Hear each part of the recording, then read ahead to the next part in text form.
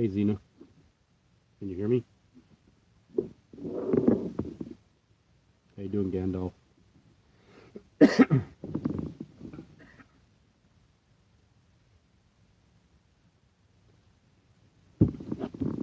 is this?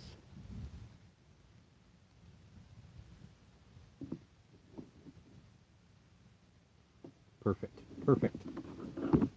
Got lots of stuff today. Lots of stuff.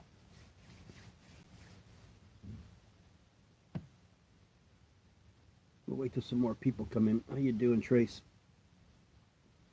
How you doing, Benjamin? That's the big thing. Bring you guys back a little bit. Hang me down some.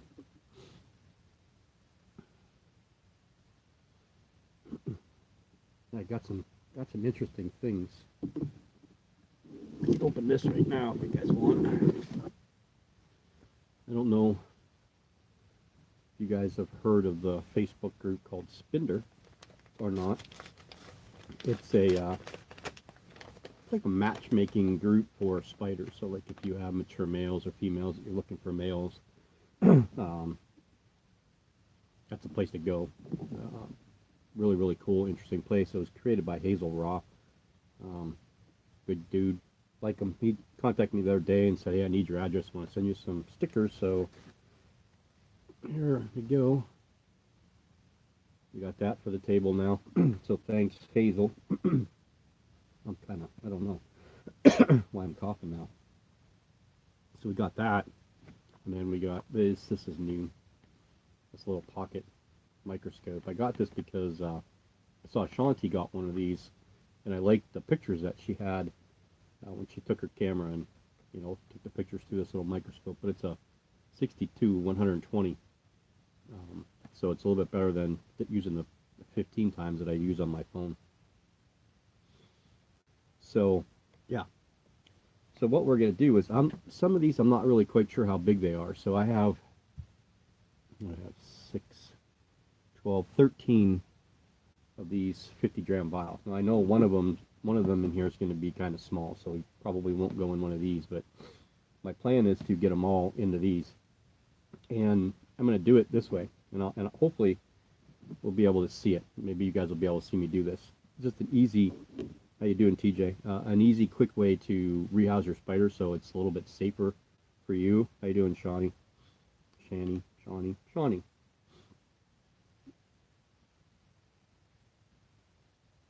Yeah, I know. I just got done eating dinner, so I wanted to get this done quick. How you doing, Jay? So what I have is this little tiny deli cup with this little tiny hole in it. And depending on while they ship those, which will probably be in those little specimen containers, I have this reamer, so we'll open this hole up to the right size, and then we'll cut the back end of that little specimen container. Then you put this over top, okay, with just a little tiny hole there, and then you put the specimen thing, and then you poke it through, and then the spider will go right down. So we'll try to house a couple of these while we're on tonight. How you doing? Is it Myra, or Maria? I would say it's Maria, isn't it? So we'll try and at least house a couple of these tonight while we're doing this. And how you doing, Robert? Yeah, I know there's like 13 here at least. I don't know. I never know what they're going to send. Most of them I do know. There's one I know for sure. I don't know what it is yet, but we'll see. Cat's in here. Where's Cat? Oh, there she is.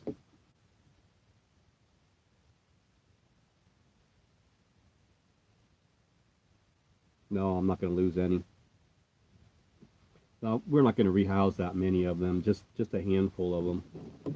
But I'm just going to use this little tiny knife, not a big, huge battle axe like somebody else in the feed used. So let's at least get this thing open, huh? Let's see, where's the seam? This way.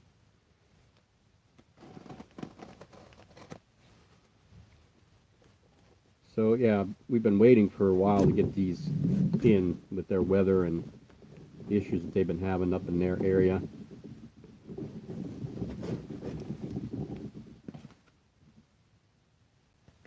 so we finally got them in, and well, there's going to be all that paper in here. Oh. They like to pack with shredded paper, and it gets all over the place. Here's the new sticker. Okay, so this will be the, you'll see this in pretty much every video from here on out. It'll just be this, you know, I'm gonna film this sticker, we'll enlarge it, and that'll be the part where I do the little ad or campaign or the slogan for them. So it'll be somewhere either in the middle or towards the end of each video. You know, just to try and get them some more exposure. Everything will be on there that you'll need to know. I was looking forward to this one just so we could film it, and then we'll put this one on the table too, as well as, for those of you that didn't come in, the spinner sticker I got. I have one from Tarantula Shanny on here, and my other round one from Pelt Friction. So if anybody has stickers and they want to go on this table, please let me know. I'll be more than welcome, or more than happy to get them. Okay, let's see. Yeah, you gotta love the Pelt Friction stickers. Maria. Okay, I guess that makes sense. Ooh, heat pack still warm, super warm. Yeah. How you doing, Aaron? Yeah, really, really warm. That's good. Here's all that paper. Ugh. Paper's nice and warm. Yeah, so they're going to be in these little bags. Might not work to do what I want to do. I'll have to see.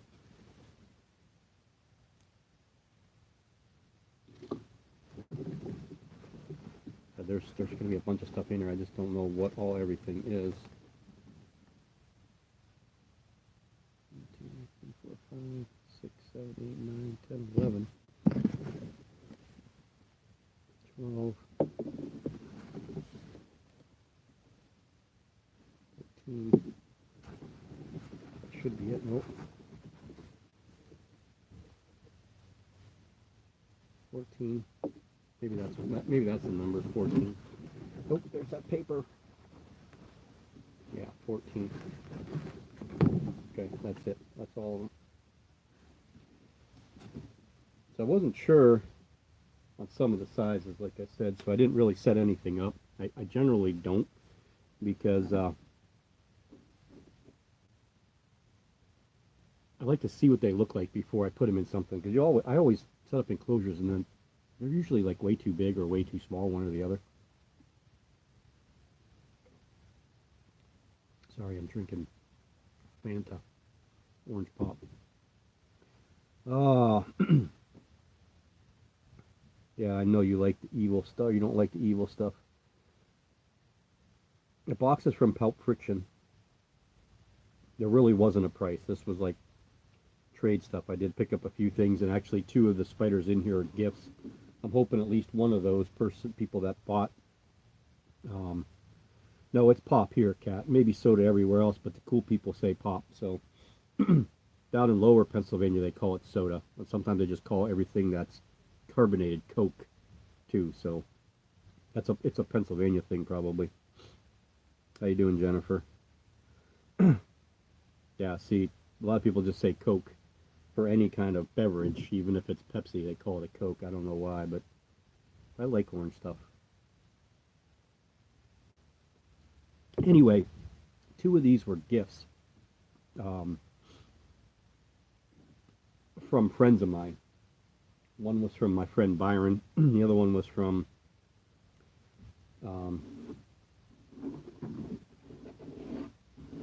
why is her name escaping me? I'm picturing her face. This is the bad part about getting old. Oh my God, Jody. Jeez, Jody grabbed something for me. So they got them there, and then she bought them, or they paid for them, and then had them sent here. So we'll start going over 4 of these. They're the experiment OBTs. We're going to have a little bit of fun with those. We're going to try different feeding for each one of the 4 over the course of at least the first year of their life. One's only going to get fed worms, one's going to get fed red runners, one's going to get fed dubia, and one's going to get fed crickets. That's all they're going to get fed the whole entire first year. Unless something happens and I run out of something, then I may have to emergency feed them something. But everything will be documented so that we could go over it in a year. So next February we can go over their growth and how big they've gotten so far, and based on what they're eating, if they're eating well, the same, I guess you could say. So, well, let's go over a couple. These are the two that were the big ones. These are two new Pteranachilus species. I don't know anybody else other than Peltprich and I that have these here so far in the United States. There may be more people I don't know, but I have not seen these. These are the Pteranachilus species, Pteranachilus marinus, Mikumi locale. You can see they're still kind of small. I don't know if you can see them. Let me get them out. I don't want to mix up the vials either. That would kind of suck, and I won't know who's who. But you guys see, you got a glare, don't you? Let's try this. I was worried about that light. That could make it even worse, isn't it? Yeah, I'm not gonna be able to get a good light on them, I don't think. But they're tiny. So those big vials may be just too much for them. That's why I didn't make them all. So these are probably right around maybe 3/4 of an inch, these two. That one looks to be doing well. And do I dare open it? I don't have my flashlight. I do.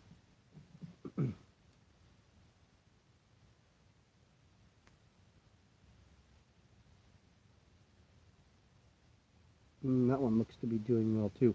These are much darker than like the Tete and the Mozambiques that I got. That's small little slings. So these will be kind of dark. I think darker than any of the other Pteranachilus marinus that I know of. The Mozambiques get kind of dark, so it's going to be kind of rivaled with those ones as far as how dark they get. I mean, I may just put them in those vials anyway, because I did put the Kigomas in there, and they're both 3/4 of an inch too. So I may just put them in there and see what happens. Yeah, they're going to be tiny. I'm not really quite sure. This is one of the Chilobrachys that I got. So it's a Chilobrachy species, Prashop kirikon. Again, I don't know. She didn't tell me how big this one was, but maybe we'll take a peek. Hopefully it won't. Oh, it's big. Not big, but it's bigger.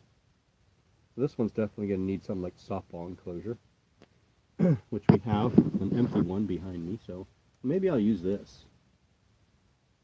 Maybe I'll use this for it. I was going to use this for the P. rufus, but maybe we'll use this container for the P, or the Chilobrachys. I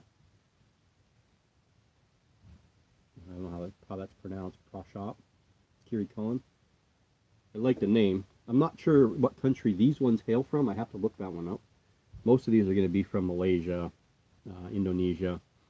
I don't know if there are any from Myanmar, Thailand, Vietnam, and China. So we got stuff all over.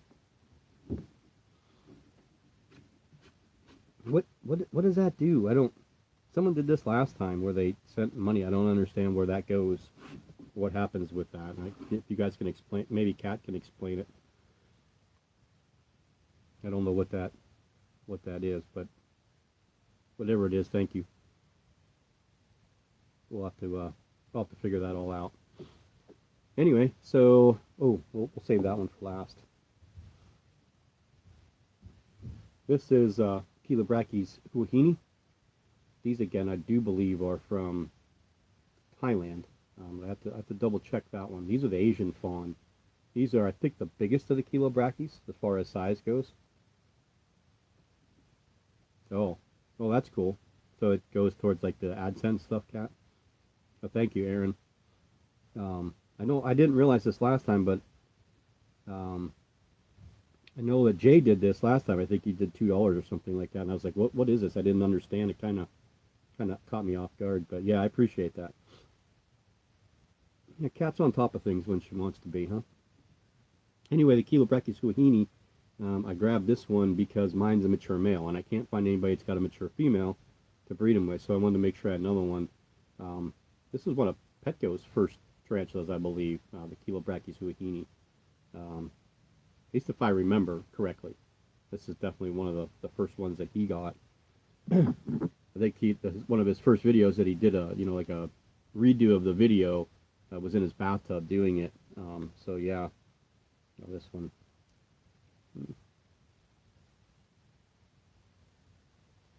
Yeah, one's decent size too. So you're looking at maybe 1.25 inches ish or so for those ones. Ooh, yeah, that really helps, doesn't it?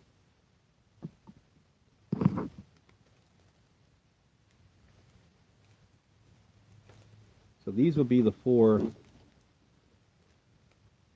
Usambara. These are the 4 experiment guys right here. These are the ones that we're going to have a little bit of fun with, do a little bit of experimenting. I'll definitely do some updates on them, maybe once a week to see how they're doing, as far as like update you guys how they're feeding. I do believe that the female that was the mom of these was my female actually, and I sold her to Jess White. And I think Jess had it sent right to Pulp Friction, and they bred her. So I believe these are those babies, which is kind of cool. And they donated these to me for the experiment. So I appreciate that much from them. Great people. That if you're here in the States and you want to order something, you can't go wrong with them at all. So that's these 4 guys, and they look. Well, maybe these aren't the ones from. They still look pretty small. I'd have to ask them. Let's see, I was hoping maybe Allie would come in and check it out for a little bit.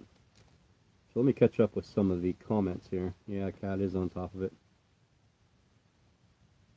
Oh, thanks, Robert. I appreciate that. Yeah, it is I'm gonna have a little bit of fun with it anyway. It's something different that I don't know that anybody's ever done, and it'll give me an opportunity to do an experiment, and then I've always wanted to write a paper. I don't know that my writing skills are good enough to do it, so I'd have to have like an editor or a proofreader, but I'd like to do a paper on this experiment and see how it goes, and maybe try to get it published in the BTS. That would be kind of cool. Oh, ageniculata molted last night. That's pretty cool. My last one, the molt, was my Omothymus chiote. I didn't see anything in the molt that would lead me to believe it's female, but that was one of the ones I was hoping it would be female, but I think it's the male. Other than that, we haven't had any. So before we get into this next bag of stuff, just a few things to update. I can't show you because I'm trying to leave her alone, but my Salmopaeus pulcher female laid an egg sac on Sunday. So I'm pretty stoked about that. She's guarding it with her life. And, I kind of look on her in the morning when I go to work, just kind of shine a flashlight in there and see. I'm worried that she's going to eat her egg sac. I don't know. It's just in the back of my mind. I've been waiting. I know some of you guys have seen the post on a couple of the groups, but 4.5 years. I got her 4.5 years ago, and she was a 1-inch sling. And as she started to grow, she was the one spider that I wanted to breed the most. And now my Poecilotheria subfusca Highlander, species Highland, is another one that I really, really want to breed a lot. Or not a lot, but highly. I really want to breed her, but I'm really, really stoked that, we at least got the egg sac from her. The other female never took. The breeding never took. So I don't know if he was reloaded enough, or she's just not mature enough, one or the other. So, I mean, she looked like she was ready to go by the molt, but she wasn't completely sclerotized, so she just may not have been really ready.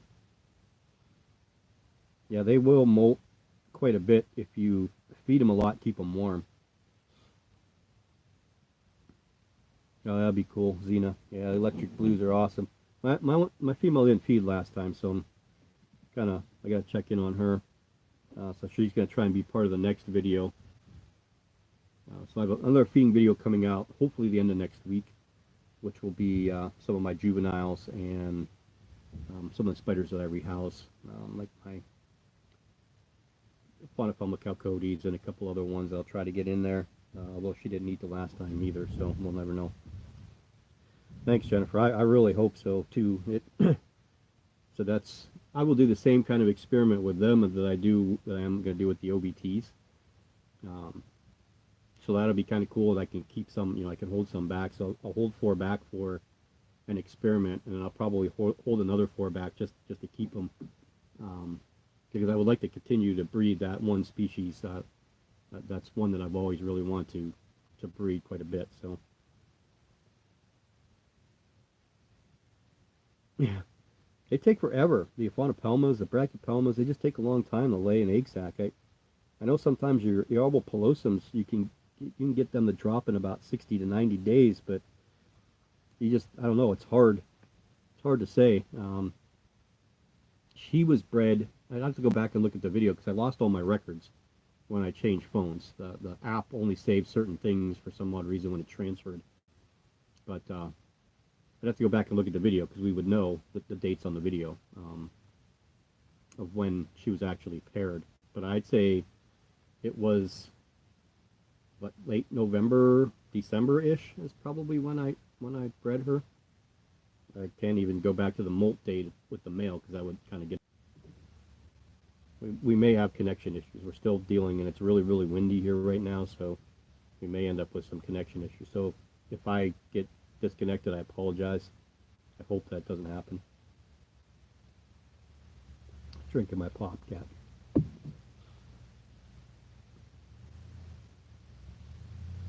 Yeah, that would be great, Trace. I could write the information, and then maybe you could just kind of like. My problem is paragraphing. I kind of like go off on tangents and realize that 2 paragraphs down, the stuff I should have talked about 2 paragraphs up. But I'd have to check and see how those papers are written so that I have a good idea. Soda, yeah, you say soda up in Upper Pennsylvania too. At least you don't say Coke for everything. I remember when I lived in York, I joined the apprenticeship program for the IBEW, and I was off to my class at night, and I stopped at Burger King to get food before, because I was working. I didn't even go home. I just went to work and stopped at Burger King, grab food, go to class in the evening, and it was the first time in me ordering anything down there. And I walked in, and I ordered my food, and she goes, "What do you want to drink?" I was like, "Oh, just have a pop," and she was like clueless of what I was talking about, and I was like, like Pepsi, and she's like, "Oh, you mean Coke?" And I was like, "No, I don't like Coke. I'd rather have Pepsi." And she's like, "Well, everything down here is soda or Coke." She goes, "I don't know where you're from." And I told her, I was like, "Well, I'm from Erie, up on the upper northwest, and we call it pop up here." So that's just one thing that's kind of, I don't know, it's kind of weird. There's only a handful of places in the United States, I think, that they really use the word pop. Soda, pop. Okay, so I got 5 more in my hands here. So we went through 4 OBTs, the 2 Pteranachilus marinus from the Mikumi locale, and then my Chilobrachy species Prashu Kirikan and my Huahini. And here's the rest. This is a Chilobrachys discalus. These are from Vietnam. Again, these are going to be tiny, so I really want to look at these because I may have to go down a size in the vials. It all depends. I may just put like half of it with dirt and give them an opportunity to dig, and then put a little plant in there and let them web and see how it goes. Now that one was a gift. That one was a gift. This is another Ceratojaurus marshalli. This is probably the smallest one. She said it's only about a half an inch. So we'll put this in something a tad bit smaller, maybe even in a vial like this. We'll probably fill one of these up with dirt. I have a bunch of these laying around. Put it in there and see. And then this is one that I had a long time ago, and I haven't had for a very long time actually. I think the last time I had one of these was about 3.5 years ago. This is an Orphaneus, yeah. I always say Orphanaicus, but I guess it's Orphaneus. It doesn't sound right though. Anyway, this is the Orphaneus species Panay Blue, or Blue Panay, from Panay Island. These are really, really cool. They don't get very big. They're only like 3.5, maybe 4-inch spider. Very, very fossorial. You don't see these very often, but when you do, it's really worth it. Something that I learned interesting about these is if you put a piece of bamboo into the ground, into the dirt, and leave it just a little bit up, they will utilize that as their hide, and they will web over top of it with dirt and almost act like a, not a trap door in a sense, but they do like hauled out. Yeah, I got hiccups now. Hauled out bamboo. So that's something kind of interesting. I'm not sure where Panay Island is off the Philippines, but it's got to be somewhere in that area. And then the two gifts. I wish that somebody would have come in. I wish that Jody would have at least stopped in, but she might be busy. Anyway, so this is from Byron, my friend Byron. The story with Byron is we met, I don't know, maybe three and a half, 4 years ago, I think, on one of the groups, and we just kind of hit it off, got to talking, and I helped him out with a little bit of stuff, and he was friends with Ruth, so we just kind of like all fell in. And I found out that he was born in Columbus, Indiana, same place I was born in Columbus, Indiana, but I'm not. I think I might be a year or two older than he is, and he knew how much I was devastated when Cheeto died, so he picked me up a new Orphaneus Filipinus, so we have another new little Cheeto here. And I had a name picked out, a Cheez-It, but I don't like that name, so we have to come up with a name. It's got to be something orange. I like cheddar, but let's figure out something that we can call this one that will kind of pay homage to Cheeto, but still go along with that orangish color that this one will become. I haven't looked at any of these, so I'm hoping they're all okay. We'll find out. Open up this one. Flashlight. I don't want any of them to take off me now. Yeah, that one looks pretty good. Oh yeah, they're all tiny. They're all going to have to go in probably smaller vials. And then one from Jody. This is the Chilobrachys wanzanensis. I love the name. I like saying that name. It's one of those names that you really like. You really want to say. So I was telling her about it, so she picked this up for me. These are from China. This is a Chinese fawn, or Chinese earth tiger. Not the earth tiger. The Chinese fawn. There's a story about these, and I think that there's a region in China called, I know it's not wanzanensis. It's like Wanzaness or something like that, and that's where the name came from. But they're not actually from that area. They're from someplace different. Why they got this name, I don't know. I remember reading just a little bit about it, but I can't exactly remember. How you doing, Lori? I'll see you later, Robert. Cheese puff. I talked about that. I like one name though. I don't want to. That's why I didn't like Cheez-It, because it was two names. That's why I was thinking cheddar, because it's one name. It's got that. That's the way that orange looks. That kind of washed out, more tangerine orange than it is. So there was one that. What's it? May have to think about that. That's a good idea, maybe. We'll have to think. Velveeta was another one that I thought of, yeah. Kraft was another one, for Kraft macaroni and cheese. But we'll come up with something. I'll get a whole list of names that people say, and then I'll do a poll in the community tab, and we'll see what everybody thinks. So this is the one that I didn't know what it was. I put a whole bunch of spiders on a list, and this all came about because I had a mature male Monosotropus puffort. And Jared and Allie have like 3 females that are ready to go. So she had contacted me and said, hey, we'd like to take it if nobody else has taken it yet. And I was like, oh, absolutely. I'd rather send it to them, because I know, they do such great things for people, and them, getting 3 gravid females, maybe Monosotropus balfouri, they'll be able to do giveaways with them, on the group, and they'll be able to do stuff on there. The Tarantula Keepers Coalition, stuff like that. So I thought it would be a good idea to get them to that. So I made a list of stuff that I was interested in, and I said, just surprise me. And she came back and said, well, we want to send you a couple of these Mikumi, because they know how much I like the African species, and they only got a handful of them in. So I think they only got like 5 or 6 of them in. So it's kind of cool that I have 2 of them, and got to make sure I take really good care of those guys so that we don't lose them. But yeah, so this was actually the number 1 spider I put on the list. And this is Sericopelma generalum. It's probably generala instead of generalum. It's Sericopelma. I know there was 2 different ones on there, and I think they're the same spider, but just the way the the what is it, the male or female um, gender of the word. So, like brachypelma, I think that's why I don't know. I have to read all that again. It's really weird the way that they do the I don't have the word right in front of me, and I can't say it. I can't think of what it is, but possessive, I guess. So it's either male or female. The species name goes with the genus name. So let's see if I can figure something out for you. Not brachypelma or phaunopelma. Not Salmopaeus. That one's not easy to do either. I'm trying to look over my spiders. Well, let's go with Lasiodora.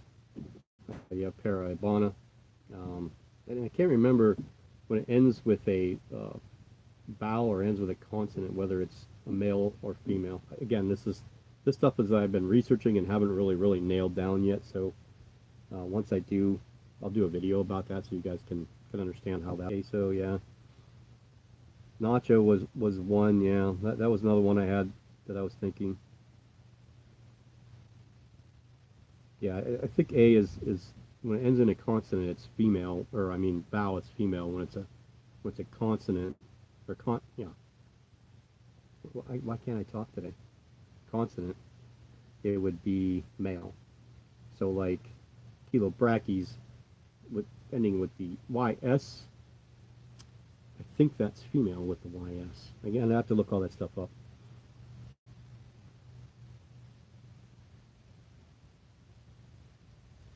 Yeah. Yeah, I think adding that vowel on the end is what makes a genus name or species name female or male. So if you look at what Christian wrote there, if my name was Brachypelm, then my wife and daughter would be Brachypelma.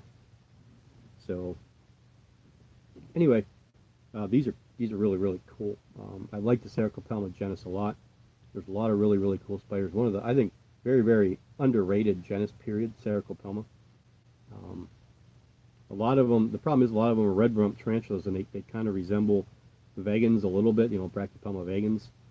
But I just think that their colors are stronger.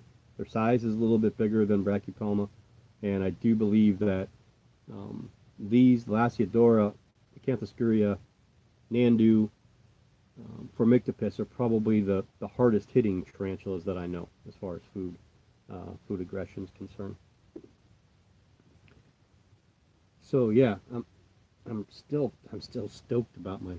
Every time I look over there, I just want to go over there and look, and it's going to take everything I have to keep that egg sac in her with her for the next 30 days. I don't want it to hatch out on me. I'd like for them to be first instar when I pull.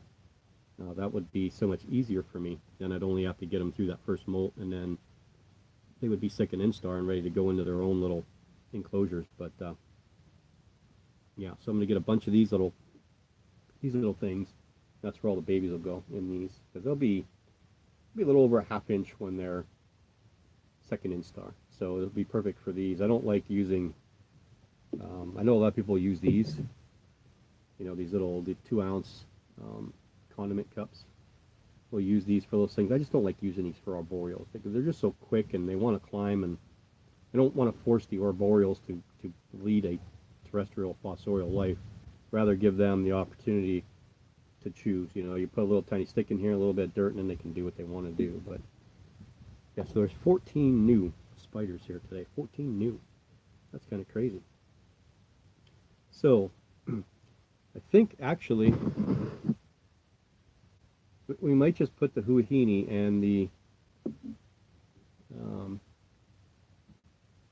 Prashup Kirikon into these 50-gram vials.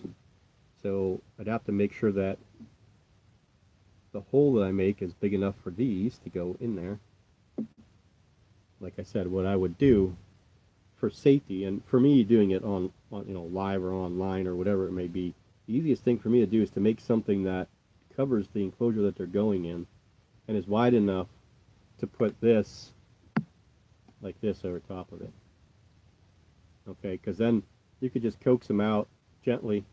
Well, these old things won't work, but you know, if you take these and you were to cut the end off of this, then you could just kind of poke up through. But yeah, we may have to do some second thoughts about what we want to put into what, but how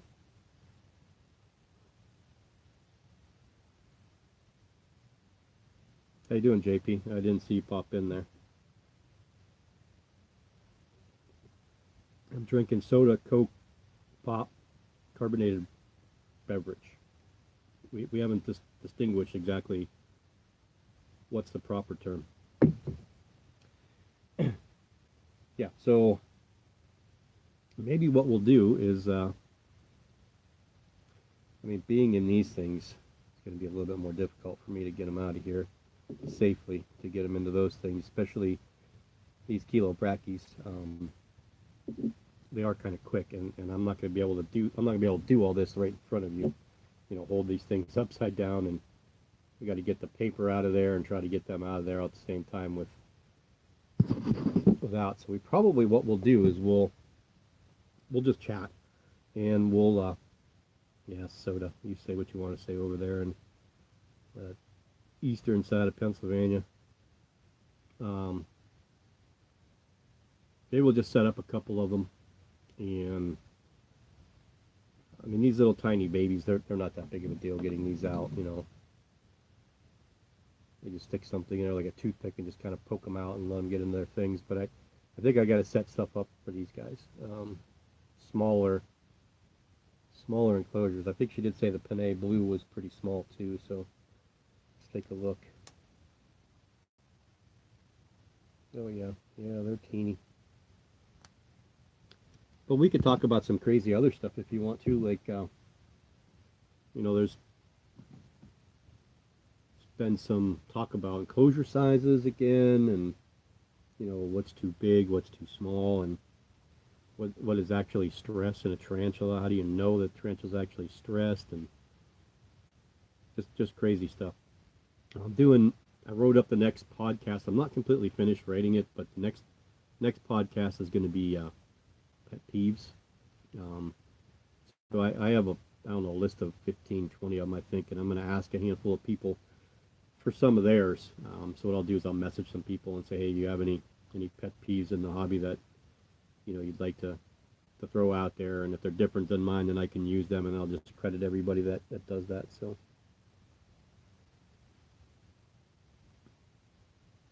yeah, it's soda down here, Coke. Yeah, I know. Hey, Tattoo Highway, how you doing?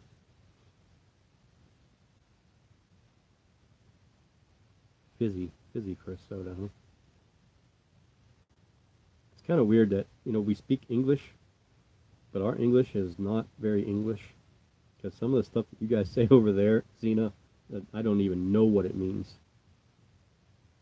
Now you miss a little bit. I mean, I can go back over everything that came in. I'll kind of do that throughout the video. So um, the big thing is these here, Tattoo Highway. These little guys. There's 4 Pteronochelys marina Susambara variant. These guys are going to be experiments. So one's going to be only fed mealworms. One's going to only be fed red runners. One's going to only be fed dubious, and one's going to be only fed crickets. And we're going to document everything over the course of a year. So we'll revisit this a year from now and see how they were, you know, how their growth rate was. We'll be able to, you know, of course, as they get older and we start to sex them, we can determine, you know, their growth pattern versus male versus female, and hopefully we get some pretty cool information that could be used, you know, in other terms. I know a lot of people don't like, you know, they think that you should, you know, feed your tarantulas a variety, which I do believe you should try and feed them more than one thing. But these 4 guys here, I think they're going to be perfectly fine going over the course of it. They may need to be fed, we'll have to see how big they are. They may need to be fed fruit flies for a little while, but I'm hoping that I can feed them right off the bat with just cut up mealworms or cricket legs or whatever it may be. But 14 new guys came in. How many chilobrachys did I get? 4? 4 chilobrachy species, 2 Orphaneus species, a new Sericopelma. And then these are my two treasures, these two right here, because of my interest in the Pteranachilus marinus, the species itself and all the color forms, and not color forms. I shouldn't say that, but the locales. We really shouldn't go by color forms. We should go by the locales is what we should do. But these are new to the hobby. These are Pteranachilus marinus mikumi. These are not on YouTube anywhere. I don't know anybody other than Palp has the few of these left and me that have these here in the States. So I'd have to find out if I could talk to a couple other people and see if they know anybody that's got them. But pretty cool that we got these, and I know they only got a handful. And when I saw them on their import list, this was late last year. I had said, oh well, I'd like to get a couple, and Jared said, oh, we ended up with a couple or a handful, so we really can't sell them. So it's kind of bummed, but Allie wanted me to have a couple of these, and I'm sure Jared did too, to add to my Pteranachilus marinus locale collection. Now we have the Usambaras, we have these, we have the Kigomas, we have the Mozambiques, and we have the Tetes, and we have a Zimbabwe coming in sometime the end of March. So those are the two big ones, and of course this guy here, the Cercopelma generalum. Love the Cercopelma genus. You got to check them out. Those of you that have never used or don't have a Cercopelma, if you like Brachypelma, but you want a little faster growing tarantula, then go with the Cercopelma genus. I think they're great. I have the species bouquet and the Rubronitins and the Santa Catalina. Now we have the generalum. I do want to get another Melanotarsum and then eventually a species chica. Those would be the 6 probably that I want to work with the most, but yeah, they're pretty cool. Yeah, Mikumi National Park, that's in Tanzania. That's where they were located. So, how you doing, ZTs?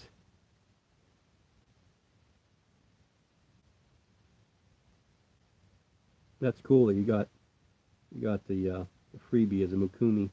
It's probably different over there than it is over here because it's so hard for us to get some of these things in, and with the stuff that's going on with Brazil over here in the United States and some of the tarantulas that we may not be able to sell or trade across state lines, depending on what happens with the U.S. FWS. What I understand is you better start watching out for some other countries too, like India, and of course I think there's so many Poecilotheria in Europe and in the United States that we don't really need anything from India, but you have to worry about like Chilobrachys fimbriatus and things like that, that they may not allow out of their country anymore, or say that they were illegally exported. And then you got to start watching Africa. I think Africa will be the next one that may give us a little bit of fits. I don't know that it's going to affect anybody in Europe at all, but maybe coming down the pike here, I don't know. It's just things that you hear and things that you see, and trying to draw some conclusions on what would be the next logical country to fall in line there. I think Chile's kind of stopped letting things be exported out of their country, but I still think things were just come out of their country but brought in a different way, through maybe Paraguay or Uruguay or something different.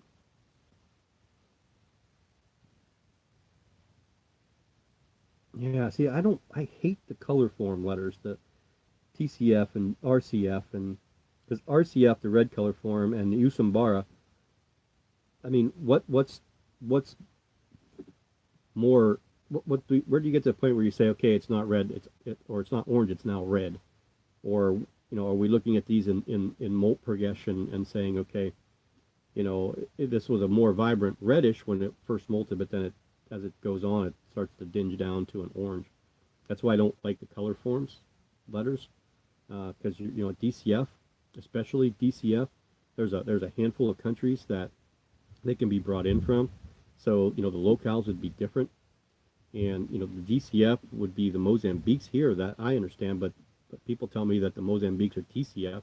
My Mozambiques seem to be darker than my Tetes, which they say are DCF. So going by the locale is a much better way to describe these or talk about these, definitely.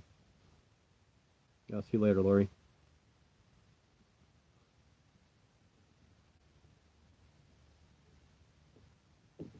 BCF. See, what's the BCF? brown color form. That's the Zimbabwe. There's supposed to be that, they had talked about that SCF too, the silver color form, which I think that was just an old specimen in a museum that just was dinged down. I don't really think that anybody's actually seen what they call an SCF yet, but yeah, we're going to be interesting housing all these guys tonight before I go to bed. Make sure that I get them in something that will be good for them. They may end up using a lot of these for most of these rehouses. So what I'll do is I'll set up I have a black tote. It's about this high. It's the length of my table. We'll set that up with the light, and then I'll just open the vials and put their home there and just kind of coax them into that. And if they hopefully they won't run up my arm. That's when you got to worry, because they're so small and so fast you can't feel them. Hopefully they'll just all cooperate with me, but 14 of them all cooperating with me is probably next to 0% chance of happening.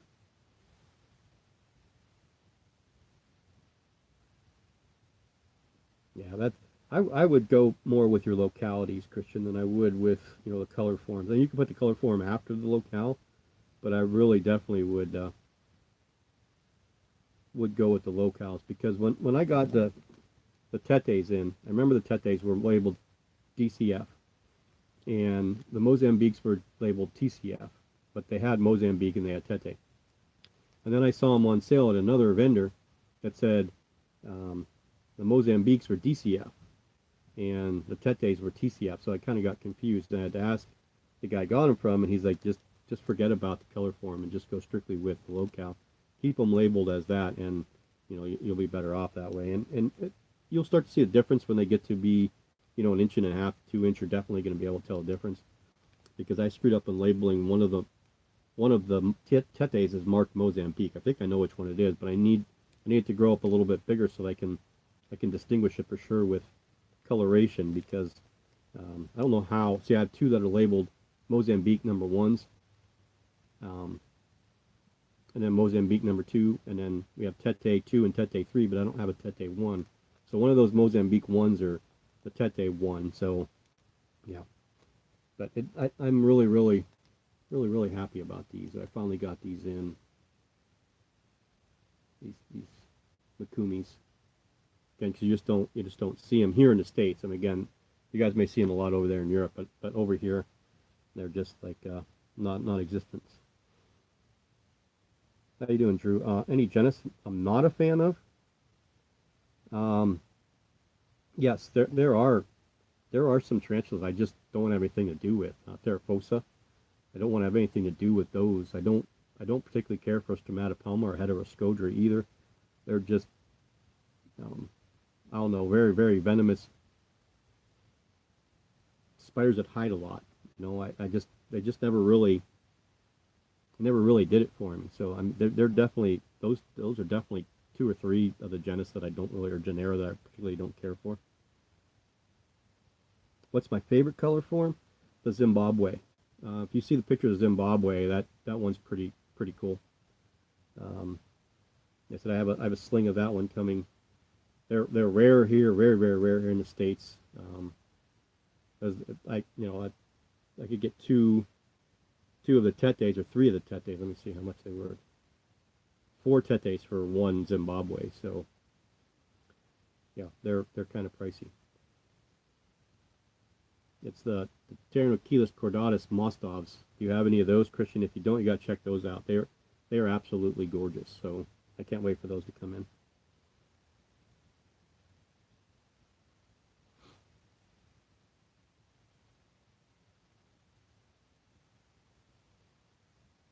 That's pretty cool. That usually happens, the more you spend, the better freebies you get.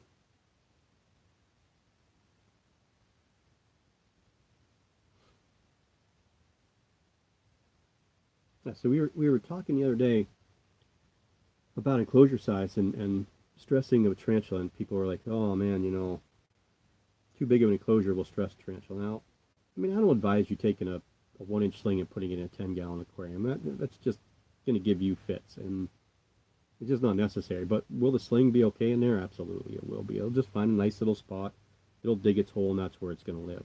It's not going to roam all over a place. It's going to stay right there. And you can feed them right there. That was one of the big things. Is that you don't know they're going to feed. Well, you pretty much can because you tong feed them, and you know they're going to feed.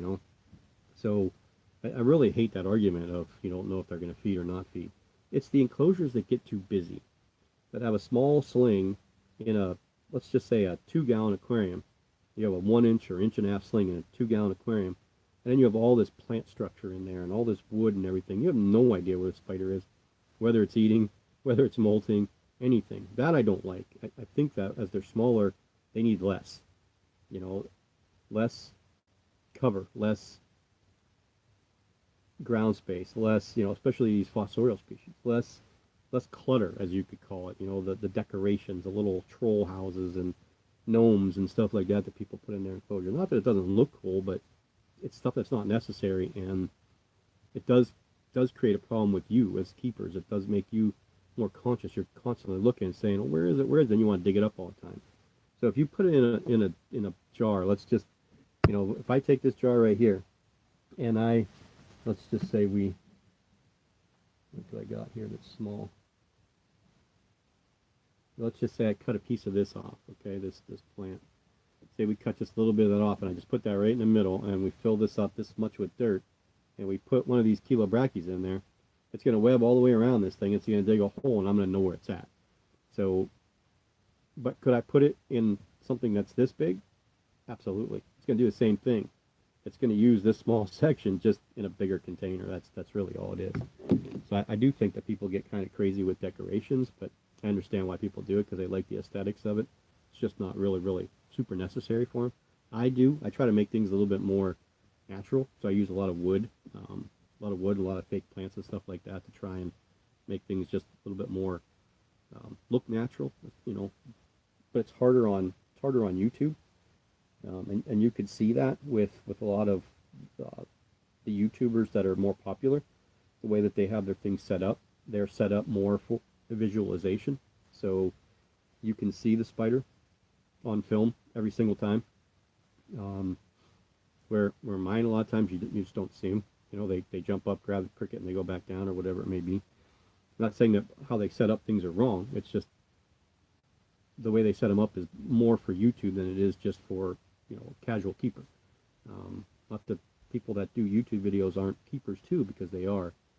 But you know what I'm talking about. I think you guys all know what I'm talking about. But you could take a couple spiders and put them in just a very, very basic setup. These OBTs, I could put them in a little box about this big, and just put a little bit of dirt in there, and maybe put a few small sticks, and let them web all over the place. But when you do that, the lid of that enclosure becomes the lid of their burrow, because the enclosure is their burrow. They don't have that room to feel secure and safe, so they have to make web. And then once you start destroying their web, those are the OBTs that bolt. They want out because they don't feel safe.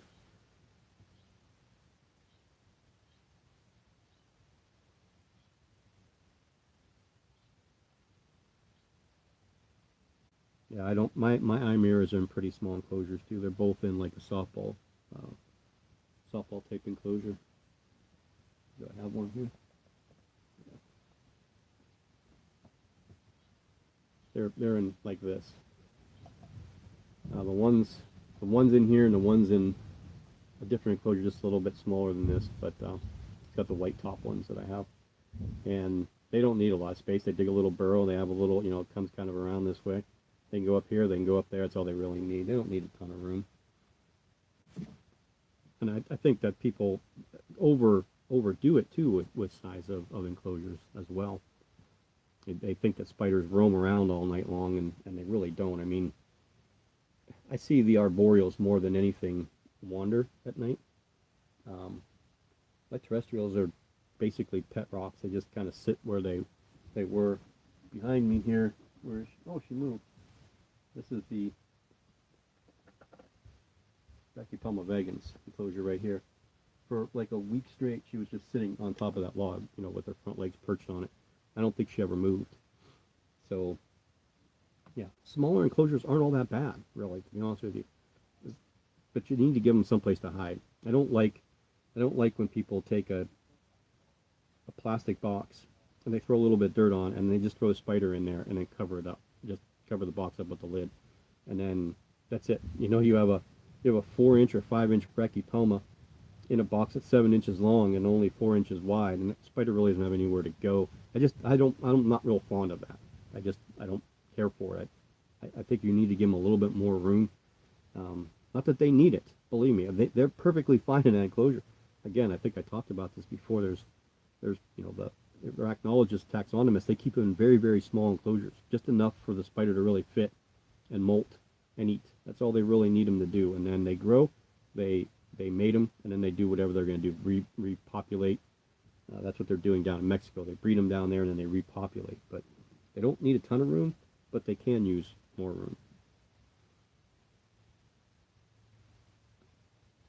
Yeah, Spider Shop's pretty cool from what I understand. Let's see, Drew, what he's saying. Strictly, in my opinion, most overrated and underrated tarantula. If you asked me last year what the most overrated tarantula was, I would have said a Poecilotheria metallica. But I'm going to tell you right now, the most overrated spider in the hobby is the Monosyntropus balfouri. You just don't see them. They're not worth it. They're not worth the money. This is my opinion. They're not worth the money. They're not worth the headache. You'll see them every now and then, but the way to see them is you have to limit their space and limit their ability to dig. Then you'll be able to let them web and they'll be out more. I didn't do that with mine, so they were underground. I don't think I saw the 5 of them for 4 months, and then one popped out a mature male, and then when I dug the rest of them up, I only ended up with 3 total. So yeah, I think definitely Monosyntropus balfouri, in my opinion, is the most overrated and the most underrated in a species, and it's because it's one of those common species that everybody thinks that they have, and it's just a throwaway spider. But the Brachypelma vagans is probably, to me, one of the most underrated species in the hobby.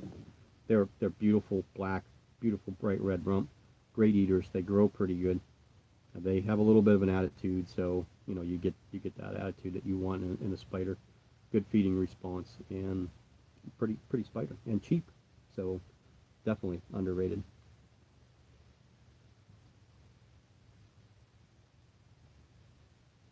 If I were limited in what I could keep, would I choose terrestrial, arboreal, fossorial? Well, that depends on the situation. If it was for YouTube, I would say terrestrial. If I wanted to continue doing this, I would definitely say terrestrial, because you're going to see them more. They're the easiest to film. Fossorials are very difficult to film. Arboreals can be very difficult to film, depending on what their setup is in. But I'm not a big fan of the word terrestrial, because they all are actually diggers. They all will act fossorial. So I would say fossorial. I like the fossorial species, the Pteranachilus, Chilobrachys, Ornithoctones, Ornithoctonus, the Omothymus. Well, that one eventually will end up being arboreal, but a lot of Cereopagopus. I just like the ones that dig, and then when you see them, the striking colors that they have. But I'd rather keep fossorials than anything else. I know a lot of people don't like them because they don't see them. They think that they're just a pet hole, but I do enjoy them a little bit more than other things.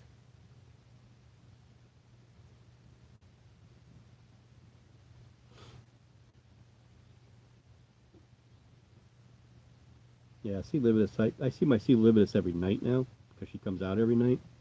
But yeah, I didn't see her very much before.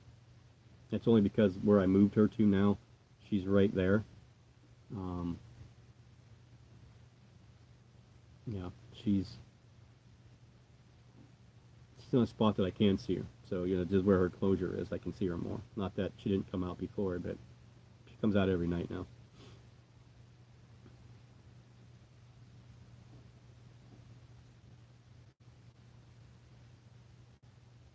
Yeah, deep pen lures can do that. What I would advise with a deep pen lure is, if you want to see it more, is a longer enclosure. Doesn't have to be tall, longer enclosure.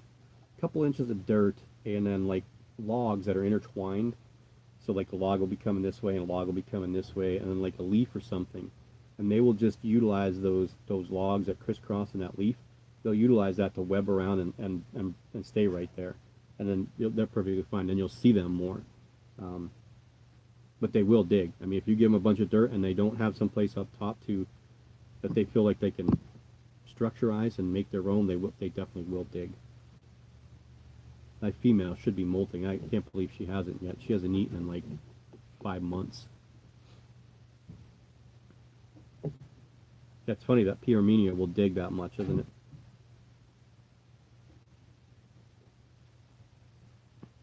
The thing with Armenia, what I found is when you get them to that 2.5 inch mark is when they start rising in the enclosure. They won't stay down in the bottom so much. They'll start to come up a little bit more.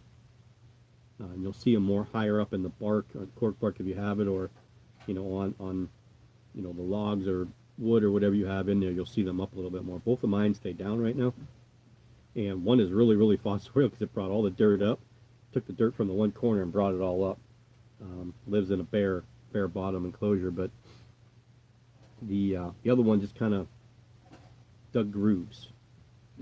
The one that Samopes that I found that stay more towards the ground throughout their whole entire life is the Reduncus. They seem to stay lower than any other ones. My pokers, I never really had a problem with them digging, or never really saw digging tendencies with them. They would web towards the bottom, but they would come up very quickly. At 1 inch, they would live more towards the top. That's why I like them more, because they were more visible than any other Samopes. My Victoria's out all the time too, so I do kind of enjoy her.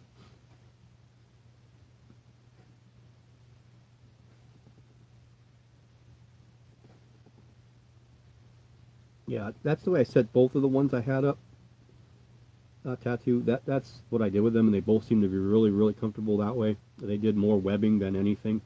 Um, they did funnel down in between where they crisscross, and they used that as a place to incorporate their den. And then they brought the webbing straight out, so they had like a half moon web, and they come out. When I get to rehouse her, I'll show you before I rehouse her, because I'm gonna utilize all the stuff that's in her enclosure now into something that's not as opaque. I want her to be in something that's more clear plastic, so I can see her a little bit more.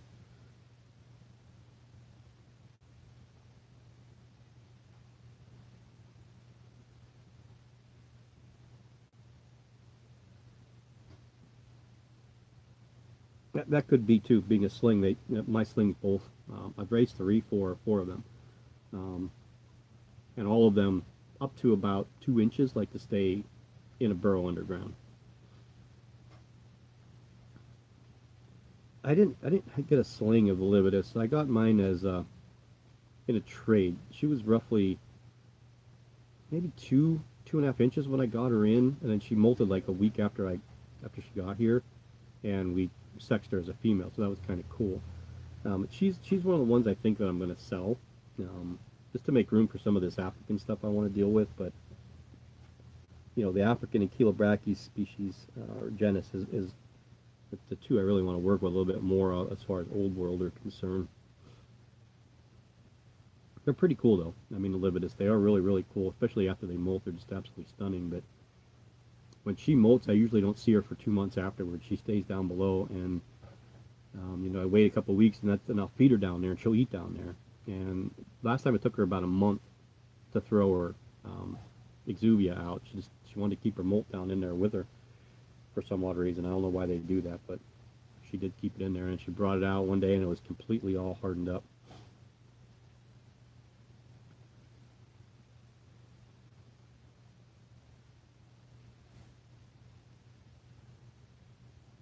Yeah, you can, in certain species, you can assume, with a greater percentage of being right, that one that's growing quicker, especially that difference in size, would be male. But I'd also worry about,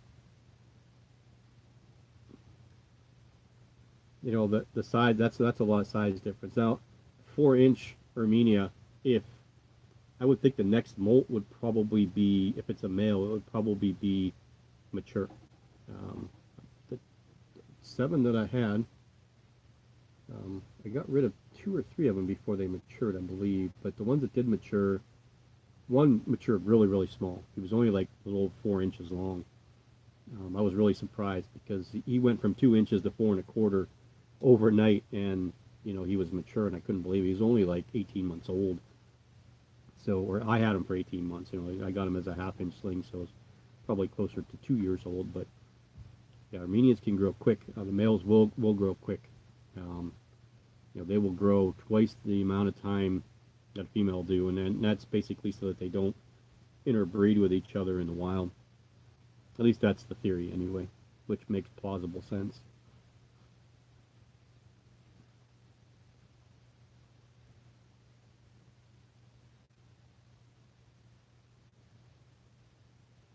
Yeah, I do too. I have a Lapala coming into the end of March. I'm really excited about that one. Um, because I think this is the first that they've come here in the States in a long time. I think there's some people that had them, 5 years or so ago, maybe. They got a handful of them in, but this will be the first time that they come in the States in a long, long time. So grabbing one of those was pretty cool. But yeah, you do have to see them at certain times, and you have to be willing to wait, till they get that 4 inch size when you could see them a little bit more. They'll be more apt to come out, sit on the webbing a little bit more than they are, at a 2 inch size, because they're still not bold enough to just sit out and just hang out. Where my female OBT, Usambara, she stays out quite a bit. She was paired, but I don't think her pairing took either. I think she needed another molt, to be honest with you. I think she wasn't quite fully mature. I have 6 total left. I had the 5 little babies, but 2 of them died. So we're down to. It seems like that's what always happens to me, is they're paired in threes for some odd reason. The first ones that I bought, which was about 3.5, 4 years ago, I bought 3 of them, and then when they first started laying their eggs, I had 71 total babies, and I got rid of a bunch of them, and I kept like 15, and in like a week's time I was down to 3, and then those were the 3 that produced these ones that are here. So the ones that are up behind me over there, those are the larger juveniles, or small juveniles, I should say, and then the one little deli cup's only got the 3 little tiny ones. The rest of the eggs didn't hatch out. So we have 6, which is fine with me. I'll keep 3 and 3 together and go from there. It doesn't seem like I ever run out of them. That's for sure. By the time they start getting old enough, they'll start laying eggs again. Yeah, I want to get some Horitas. That I think those are pretty cool. I want to get the Mambos too.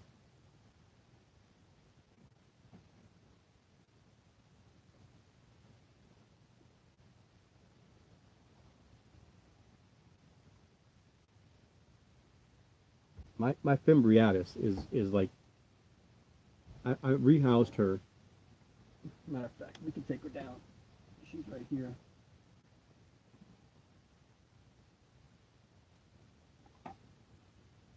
Hopefully you guys will be able to see. Okay, this is, you see the amount of dirt that she's got in this, and it goes all the way across.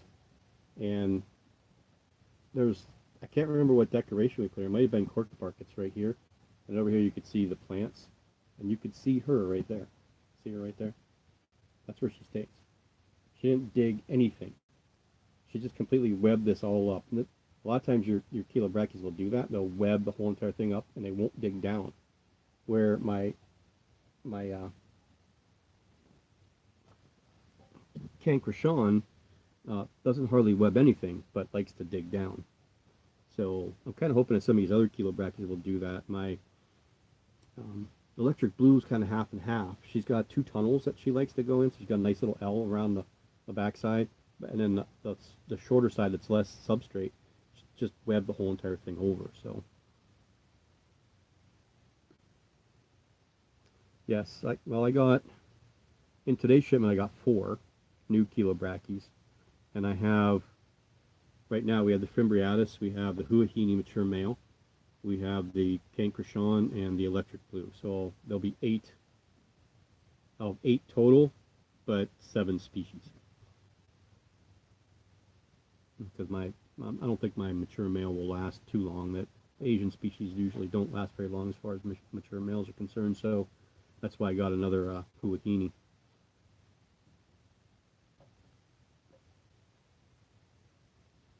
Yeah, the she's the biggest one, the Fimbriatus, but the electric blue's catching up. For a female, she's growing rather quickly. Um, I think that this gal here's probably 2.5 inches, probably. I mean, they don't get huge, 5 maybe 6 inches. So I mean, they're like perfect size. That's another reason that I like the Pteranachilus and Chilobrachys, um, Orphnaceus. Andy can say that pretty good, but I always used to say Orphanacus. So apparently, just the C by itself is not a K sound, so it's an S sound. So Orphanaceous, maybe that's it. Orphanaceous. Those don't get very big either. I mean, the Philippines will get about 6 inches, but the Panay Blue won't get very big, and then I don't think the species Negros will get very big either, or the Quezon, right? Species Quezon. Yeah, I like them. Lake spiders are about 5 inches long. That's perfect size for me. Although some of the coolest ones are some of the biggest ones, though, as far as coloring is concerned. I mean, where are you going to get the color of a Canthoscurria geniculata? If I could duplicate that onto a Chilobrachys, that would be cool. The Chilobrachys aren't the most attractive spiders in the world. They're not like earth tigers where they have that awesome striping on the tiger striping on the abdomen, except for the Fimbriatus, the Indian violet. She's got some awesome coloring. She's just a very placid spider, to be honest with you. For an Asian species, she's very placid. But every time I open it, I have to wreck her web because she webs up to the top. So I think when we get out of here and we have a little bit more room, these will all go in like the basketball type enclosures. So they have a nice those are about this wide. So they got room and they're about that deep too. So you can kind of decorate them a little bit, give them some logs, give them some plants and stuff, and then let them go to town. I'm actually watching. She's finally doing something over there. You might want to talk to the species present day Abuelis, large female. She kind of did nothing in the enclosure. I always brag that they were like the Asian GBB because they web the crap out of everything, and she hasn't really done anything. Now she's starting to pull some dirt from the bottom and web some stuff up. So she's only been in there for what, about a month? It's just crazy how they go from one enclosure where they web everything up, you put them in someplace different and they don't web anything. Yeah, it's H. debamatha. I don't remember the genus name. Haplocasma, I think. Hyploclasma. Debamatha is the T. psychedelicus. They're pretty, but I think that they're one of those species that I would say is on the overrated scale. You can have a H. debamatha as let's say a 1-inch sling, and actually not see it for 2 years, and first time you see it, it's a mature male. Haplocastus, that's it, Haplocastus.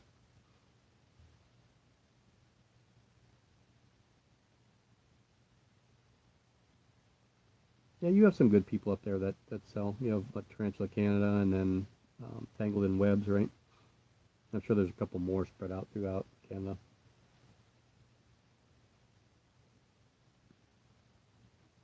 Yeah, that's what I like about them too, is their body shape.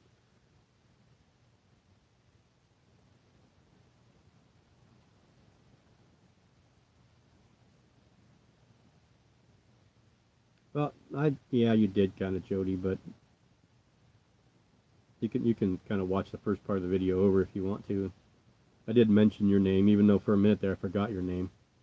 Don't take offense to that. It's just my old age. But yeah, where is it? Right here, right? There it is. The Guancinensis. Jody's the one that got this one for me.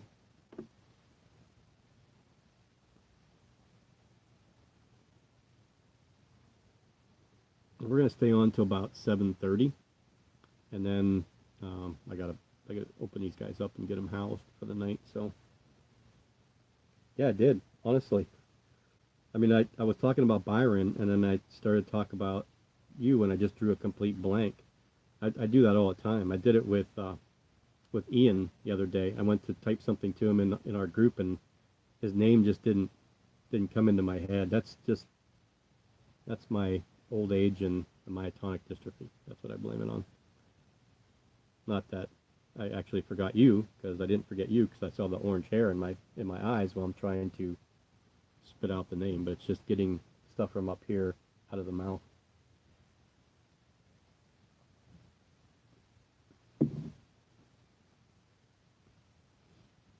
Yeah, so we got 14 new spiders in. Did you get yours in yet? I know that you like kept adding to them over the course of all winter long. I know Tracy got some new ones today from Pelt. Right, Tracy got the GBB and a B alba pilosum, and what's the other one? B Amelia, Brachypelma Amelia. Yeah, definitely geriatric problems. There's no doubt about that. Yeah, half hour. It'll be 12:30 your time.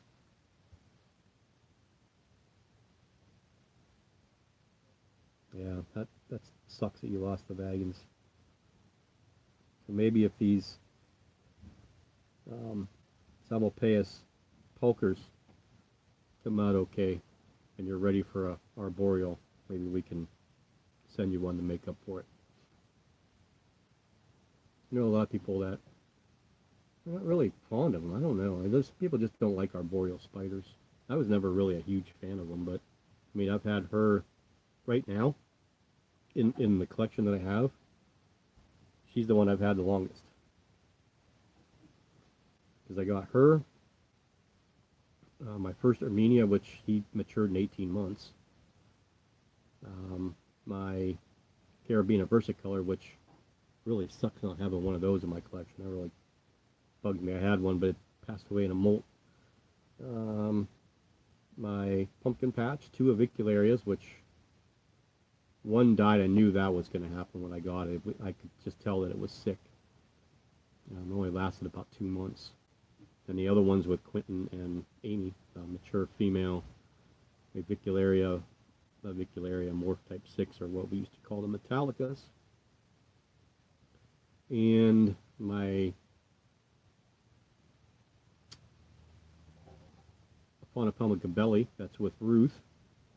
Those are the ones that I had the longest. But she's the longest tenured one right now at 4.5 years. Almost 5. Maybe it's 5. 2014. It'll be 5 years this year. So she's probably, I don't know. I got her at 1 inch, so we're going to say she was at least a year old before I got her at 1 inch. So she's probably about 5.5 years old.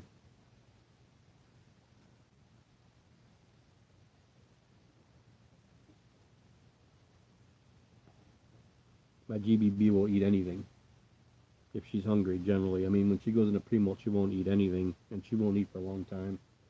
But she's due to eat, so she'll be in the next feeding video, along with the Brachypelma albiceps, the Brachypelma hamori, maybe the Lasiodora paribana, I don't know. She hasn't eaten in a while, but she doesn't look like she's ready to molt either. She's not darkened in the back end. So her, we'll have the Brachypelma vagans, Obi, the other Brachypelma hamori, my Eupalacius campestris. I haven't had her in a while. She definitely needs to eat.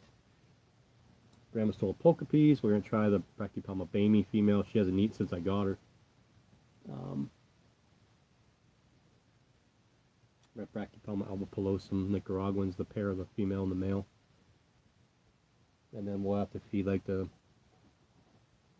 Grammostola pulchra, small one, the Catopelma olivacum.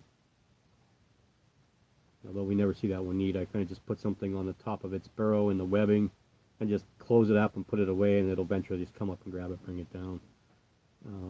But that one's starting to gold out again, so it's going to be ready to molt. My Brachypelma shorderi, the Kallenbergi, these are all ones that are going to need to eat, so they'll all be in the next feeding video. Probably start filming those over the next couple days, try to get them cut together. But I do want to do the update video. But now that I got these in, we'll kind of wait on the update video. We'll have the Simulpaeus poker egg sac. It's already filmed. It's about a minute long. Well, the crab died. My vampire crab. I forgot to tell you guys that. Yeah, I took it back, the body, because it was guaranteed for 30 days. You get the same crap that you always do when you go to those stores. You know, they want to see your enclosure. I'm like, well, I didn't bring it with me, you know. And they asked about heat, and, you know, it's like it's in a room that's 80 degrees. It's like 80 degrees in here almost all the time anymore. Like, so it wasn't heat, and it may have been, you know, the water wasn't moving. I'm not really sure, but I think that she came up to molt because she dug a hole in the ground, and that's where I found her. So, yeah, she didn't last very long. I'm a little upset. So they didn't really give me my money back, but they sent it to corporate, so who knows? We'll see. It's kind of weird walking in a little baggie with a little dead crab in there saying, you know, I want my $14.95 back. I do not keep Lampropelma. I just don't have any interest in those either. I'm not a fan of huge arboreals. I had a Rufulatum male, and he was, what was he? He wasn't even mature yet. He was about 7.5 inches, almost 8 inches. He was really, really long. No, he was mature. He was mature. He was, I think, 8 inches when I sent him off to, I think he went to John Sanchez. I can't remember. He was mature. He was the longest, the biggest spider I ever had. I just don't have any interest in those. I have the Formigocheilus, species Rufus, but I don't think those get very big either. I think those are only 5-inch, 6-inch spider. So I don't have a problem with that. And then my Hottie is female. And who knows, like I said, I think the Omothymus shiate is a male. So that one won't get very big. But those are really it. I don't want any huge arboreals. The bellies are pretty cool. They are a little edgy. My female was always a little edgy. She was, when you open the enclosure, she always came out. She wanted to know what you were doing. And then she would go right back in when you tried to feed her. But I got quite a few threat postures from her. So did a lot of things that I tried to feed her. She just kind of liked threat posing things a lot. She would wait for a super worm to bury itself, and then she would dig it up. But they are pretty cool. If you get them small, they're going to take years to get big. You know, it'll take them 3-4 years to get 2 inches. So be prepared for the long haul. No, thanks. It's one of those things, you know, something that I tried that was different that I won't do again with the crab. If I did, I would want a different setup in a communal, you know, 5-gallon, and set it up the right way where there's, you know, like an island for them and then water all the way around. But I don't have the room here to do that, so we have to get a bigger tank for my daughter's axolotl. I think we're going to go right to the 5-gallon for that thing. Give it a little bit of wood in there for it to hide under and hide around, and get her a whole new filtration system. The thing's doing well though. So they don't do much. They just kind of sit there in the water, but they are pretty cool. How often do I feed them? I just kind of feed them.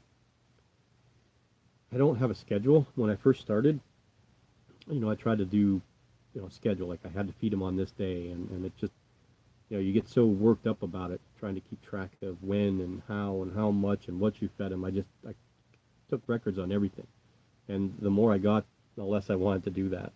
So what I do now is, I was feeding and watering, you know, an area at a time. So like everything that's up here, I would take down on Monday, and we would check for water and any of them that I felt needed to be fed. Now I do keep track of their feedings, molts and egg sacs and stuff like that, and when they come in on the Tarantula app, but I don't really have a set schedule per se. So like the Fimbriatus that you saw, I think I fed her, that was about 4 or 5 days ago. But based on her abdomen size, I could probably feed her like a small mealworm or something right now, and she would be okay. That's kind of the way I do it. I kind of look at them. The ones that you don't know are like the fossorial ones that you can't see. So you just kind of have to say, okay, you know, based on experience, this is the way I've been feeding this one. So you put something in there, and then 2 days later, you see the cricket still running around, you take it out. I just did that with the Chelobrachys cancrochon I fed that one, and it didn't eat. So I happened to see the cricket running around. I took it out and fed it to somebody else. So it's just kind of a, again, the longer you do this, the more you get a feel of when they need to eat. Of course, it's winter time, even though my room is really, really warm this winter because of the insulation that we did. Um, so it's been, I don't think this room gets less than probably 72, 74 degrees. And a lot of times it's up in the low 80s. Um, so what I do when I want it warmer in here is I close the vent in the bathroom, which closes the heat off there and pushes all the heat this way because you have the furnace, then the bathroom, then here. So if I close the heat off, then there, all the heat comes in here. So we can get it nice, really warm here during the day. And then usually this time I'll open the vent back up in the bathroom to let it cool off a little bit and get into the low 70s. So yeah, to answer your question, it's not a thing of often. I'm usually feeding them every couple of days because now with these 14, there's 138 of them here. So yeah, so it's, you're constantly just feeding and you're just kind of picking ones to feed and doing YouTube like this. You kind of, okay, these are the ones I want to feed today because these are the ones I want in the videos or whatever it may be, so I just feed them. And a lot of times that backfires on you because you're picking trenches that you want to feed and they don't want to eat. Like the last video was supposed to be some of my more rare species or some of the more colorful ones, like the Chelobrachys, species electric blue, the Harpacteria pulchripes. My Namaquensis ate. So that one will eat every single time. But actually that one ate 2 days before its last molt. So Fimbriatus ate that last video, I can't remember. And it's just a matter of, you see them, at night. I kind of mix these guys up a little bit so they're not all always like they are here. So these ones that are in the front now, well, there's nothing in these. The ones that are in front here will be rotated, so that they'll be fed and then they move to the back side so then I can see the other set. You'll know. I mean, they're sitting out. They're ready to eat. You can tell. So it's just a matter of looking at them and deciding, okay, they could eat right now.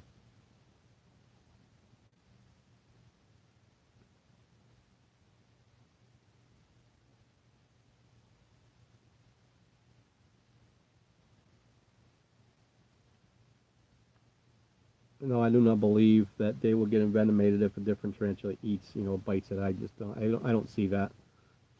I'm not saying that it can't happen because, what the thing that we mix up a lot is venom and poison. Where people say, oh, they're not poisonous, they're venomous, which is true, but venom is poison. It's just a matter of how it enters your body. So, when you think of something as venomous, it needs to be injected, okay? Which, I could suck up a thing of liquid Drano into a hypodermic needle and inject it into my arm. It's still poison, right? But the way zoological terms go, once a tarantula envenomates something, it's not. I don't think it does that to kill it, or to basically kill it. And then the way that it goes from there is that the enzymes that are created from the venom and then what they use for their mouth parts, they just kind of liquefy it and they just kind of suck it up in there. Now, I don't really believe that if one tarantula bites a cricket and you take it and put another one that tarantula would die if it ate it. I don't really believe it would. I can't say that for certain because I don't study venom and poison, so I can't say it. But I mean, logically, it doesn't sound like that would be a possibility.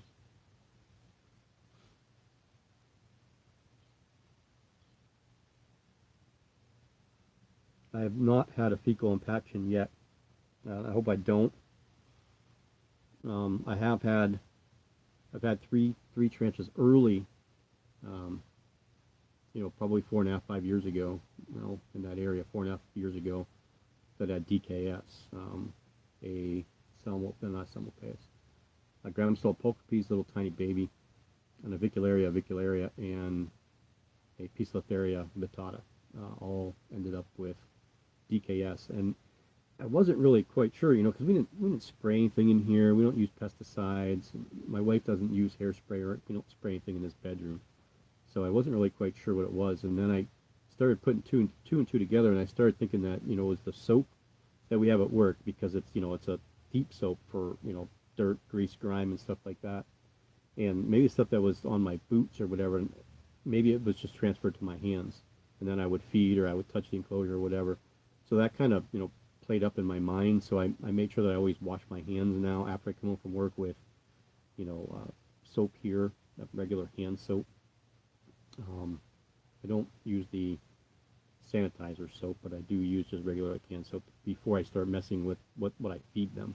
And I haven't had an issue with that since. So I'm kind of putting that together. I mean, I did lose 5 tarantulas when we had a gas leak here. And the gas leak was right underneath the bedroom, and this whole bedroom smelled like gas. I can't believe the ones that didn't die. Out of 100 and some tarantulas, only 5 of them passed away from that. And it took them, I don't know, a couple of weeks. I mean, we kind of think that was the the cause, because they stopped eating, they stopped drinking, they stopped doing anything. They were very lethargic. I just think that the gas got into their circulatory system and eventually killed them. But can't say for positive. It was just kind of coincidental that we had a gas leak, and then 5 or 6 days later we had five tarantulas that were dead, or a couple of weeks later.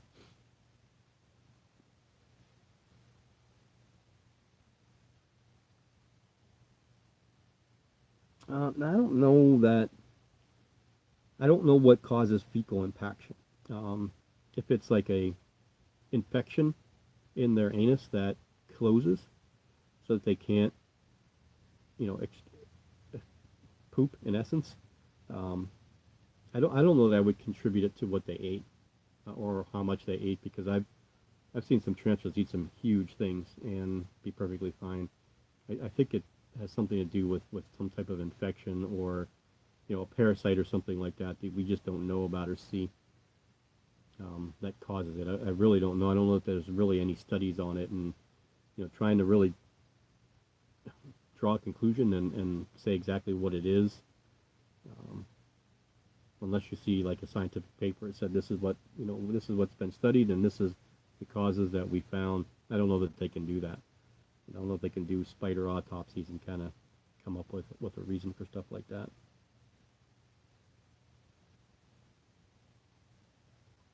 No, 5 is never enough. But I have way too many.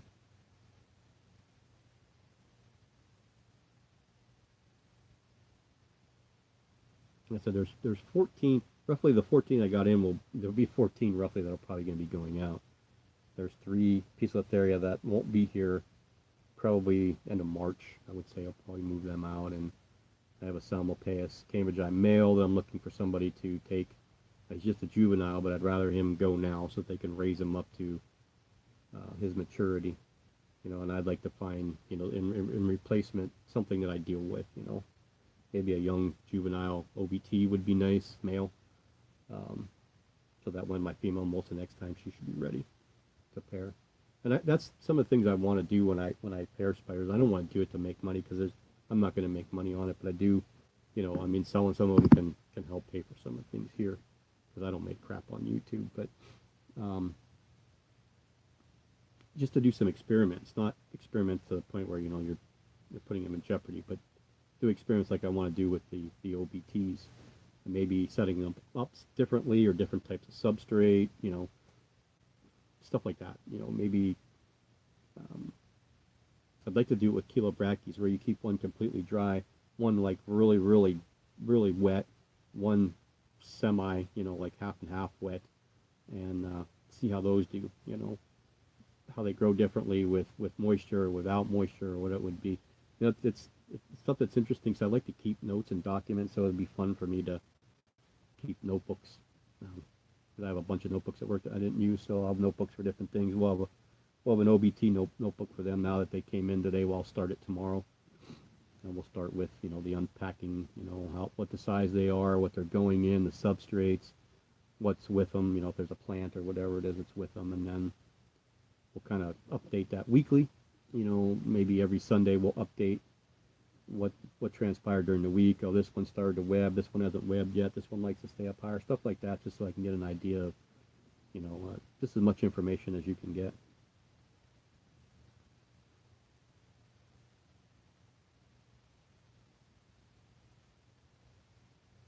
that Bachma was one that I wouldn't mind having, but it's not something I'm going to go out and search for.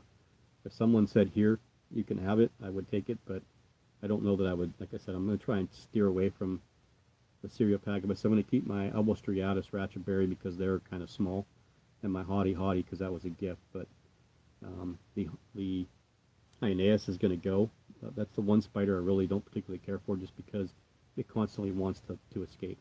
You just can't keep it in the enclosure, and it's one of those ones you just definitely don't want to get bit by. So it's one that'll probably go. I mean, I talked to Peyton. Peyton might take it. She's not afraid of anything down there, and she's got room. So maybe I'll talk to her and see if she's interested in a few of these. But yeah. So I did my little bit with the Cereopagapus. I'm not extremely, over the edge or over the moon with them, so it's not something that I really want to deal with. There's certain ones I want to breed. I don't want to breed any Cereopagapus. That's it. I mean, my Simulpaeus pulcher, my Victoria female. I'd like to do the Armenia once. Now that I have two females, I'd like to at least try them once. I'd love to breed all my Chilobrachys and all the Pteronachilus and Ceratogyrus. Herpactira pulchripes female. These are ones I'm looking at to breed in the next 3 to 4 years. They're small juveniles now. Take them a couple of years to mature, but yeah, just not a huge. Yeah, I do think the Bachma are really, really cool. I don't know that you can completely cure it. I think once they get it, even if you open them up, and I think the best thing to do is to really, really to increase the humidity and the heat. And a lot of people will take a long Q-tip and get it really, really damp and wet and rub it around that area of the tarantula. If you go back, Tom Moran did a video on it where he had one that had fecal impaction. He got it to go to the bathroom, but it was like a week or two later that it died anyway. I think it's just one of those things that once they get it, I don't think that they actually ever can get rid of it. That's why I think it's more parasitic than it is anything else. Something inside of them that just happens. I mean, it could be from a feeder. Who knows? I mean, I always people say that crickets are parasitic, but I want to think that farm raised crickets aren't going to cause. I'm not going to have a lot of parasites in them, but you just don't know. I mean, you could have got bad whatever. That's my theory anyway, that it'd be parasitic, but I don't think you can actually ever cure it. Definitely more heat and more dampness. I mean, really, really, really damp. Depending on what spiders that have that, is going to depend on how really, really humid you want to get it.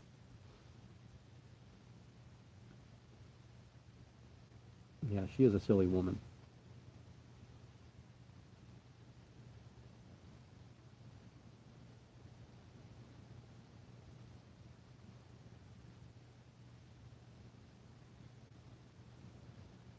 Oh, is it raining?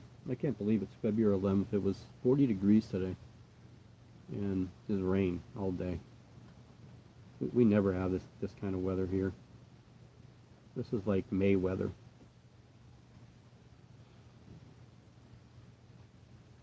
Yeah, get rid of the roommate. I've always said that too. People complain and say, "Oh, my significant other doesn't like them," and especially people that are just dating somebody.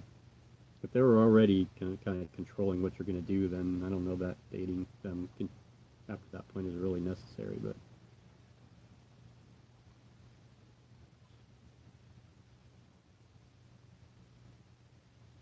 yeah, my wife, she kind of knows how many are here, roughly.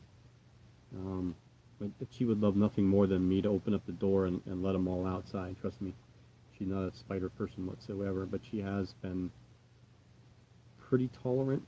And she still has her days where she'll kind of throw it in my face that I spend more time with them than I do anything else, but for the most part, she's been pretty tolerant. And I don't really spend a ton of money on them anymore. I mean, I did in the beginning, but now it's more just upgrading enclosures and stuff, so.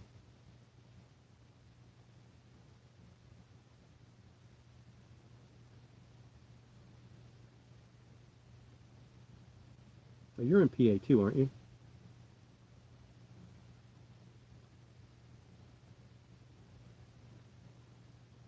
I know Tracy is. I think you're in Pennsylvania too, and there was somebody else that was in here that was.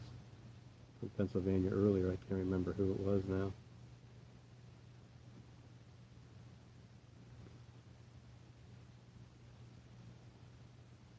That very well could be. You know, I mean, if you can draw a line like that back to one pet store and a certain feeder, then I definitely would consider not using that pet store anymore and trying something different. It's why I did the roaches, but I still do feed a lot of crickets because sometimes I get lazy.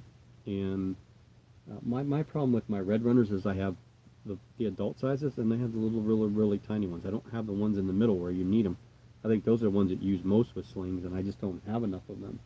And what'll happen is when all my slings start to grow up, then there'll be all these little small ones, and I won't be able to feed them off. But most of my dubia, I have tons of dubia that are about that big. You know, and I have some that are just, you know, hatchlings or just tiny ones, and then the monster ones. So dubia got a nice wide variety of sizes.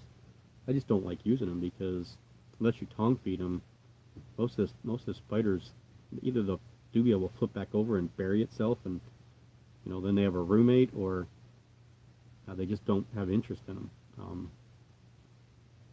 Matter of fact, was it her? No, it's not her. Maybe it's her. I think it's her. The Semmelpace pulcher here. There's an adult male dubia in her enclosure. That's her roommate. It's probably been in there for probably 2 months. She won't eat it. But if I feed her one off the tong, she'll eat it. So I don't know. I think they're buddies. I really do.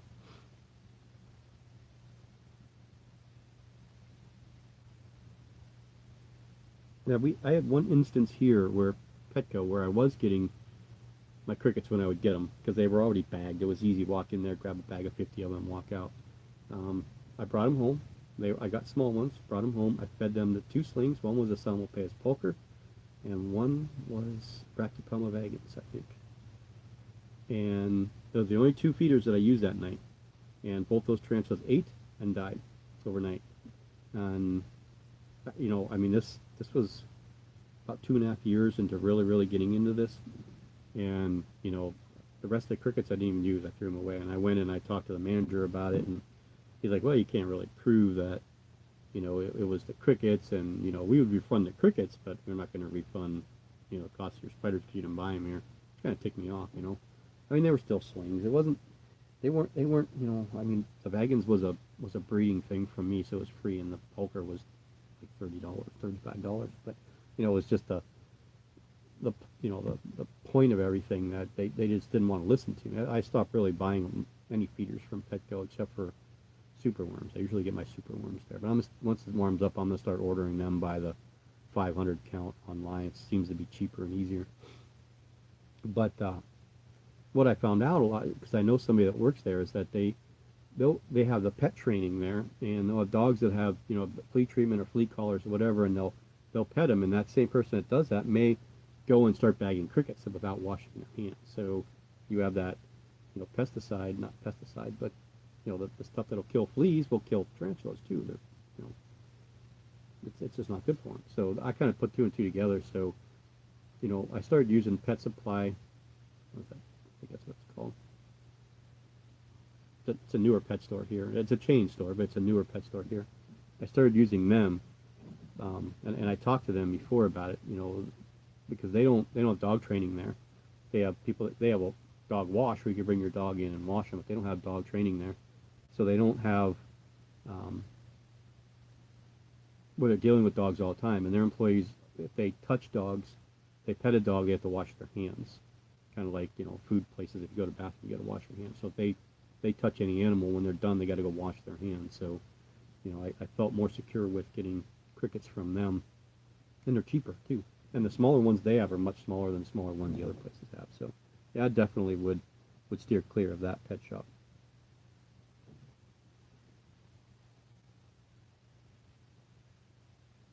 Yeah, you could do that too.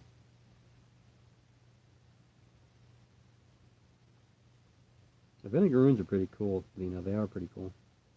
Oh, you're in South Carolina. I don't know why I thought you were in Pennsylvania.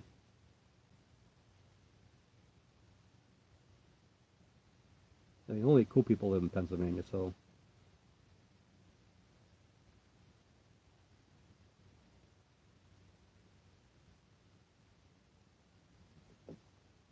up to 80. 88 now, right? So you have 89. 89. You can't stop at 89. You need to get one for 90. I mean, you might as well just get 11 and hit the 100 mark.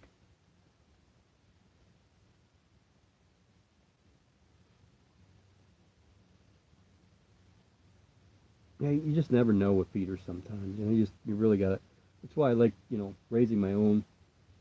We got to introduce a new bloodline with the red runners though, and we will with the. We'll have to do that with the dubia too. So we'll probably do an order of like 500 red runners and like 250 of the dubia. Um, I mean, we're gonna do these experiments with some of these things. I'll make sure that I always have little tiny babies all the time. So they're still breeding pretty well. Actually, I'm surprised that the red runners are still breeding as well as they are. But it's been warm in here, so I can imagine why they are.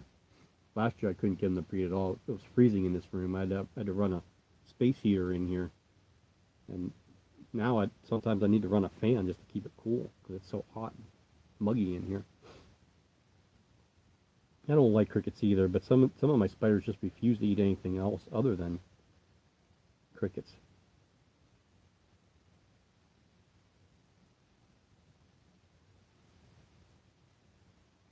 Yeah, are you allowed to have them in Canada? I know a couple people that I thought you guys weren't allowed to have them at all in Canada, roaches, but I do see some feedings from certain people that do have them.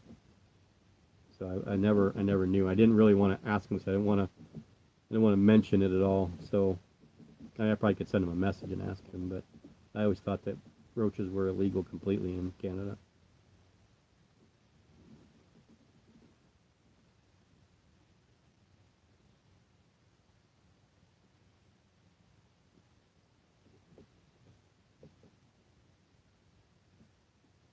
Yeah, see, I never really pre-kill. I mean, for some of the smaller slings, if I'm pre-killing some, it's usually always a cricket or a small red runner. That's really all I use for pre-kill. I don't use mealworms or um, I don't cut them up. But I may have to with these little, the marinas that I want to work with here. I may have to start doing that with that one, but they make those, they have the little tiny ones. I can buy the micro mealworms that are really, like they're hatchlings. So they're one molt or two molts in, and they're real tiny and thin. So we'll have to see how they do, and how that one does with the cut up roaches or the cut up mealworms, because that's what it's going to get fed. It's going to get fed mealworms. It's going to have to eat the mealworms, or it's not going to eat anything.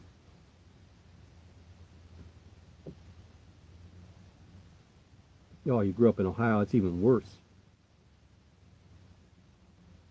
There's not a person in Ohio that knows how to drive. Not one.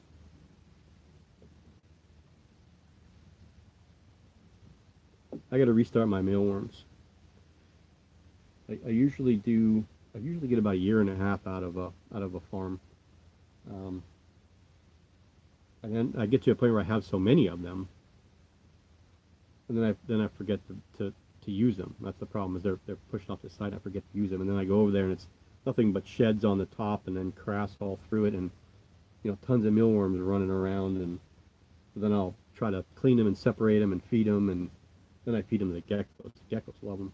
Well, Luna loves them, and Nova loves them, but Soul is not so much. He likes things moving. He likes to catch crickets, and he'll eat dubia. He likes dubia. That's kind of glad that those two started eating dubia roaches.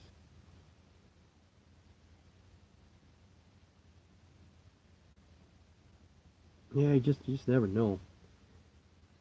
I don't think that Petco as a whole is a problem as far as fear is concerned. I think it's just an isolated thing that the kid that bagged the crickets that day just happened to be petting a dog that may have, been flea treated that same day, or the day before. So like when we flea treat Bailey, she's not. I don't let her in here for 3 days. I won't let her come in here because she'll come in here and she'll roll all over my bed, and I'm on my bed. I'm touching stuff. So when she's flea treated, I'm like constantly washing my hands when I do anything with them. Um, if I'm moving an enclosure, I'll go wash my hands just to be safe. But yeah, it doesn't take much. And you would think, I mean, as long as you're not touching their feeders and really inside their enclosure, it really shouldn't be that bad. I don't think there should be much problems. If we were going to get Bailey the collar, a new collar that they have out that like, good for a year or 9 months or whatever it is. Problem with that is that it's constantly emitting stuff to kill the fleas that whole time. So as long as she's moving around, and I mean, I'm constantly scratching her, she rolls over, she wants her chest or belly rubbed or whatever, that I'd have to get up and wash my hands before I did anything else, and then she'd be all over the bed and it'd be everywhere. So we kind of dismissed it, although I'm still kind of debating it. But the granddaughters come over, and we don't want her rolling all over the floor, and then the granddaughters, crawling on the floor and playing on the floor, and then put her hands in her mouth. I don't want to deal with that. So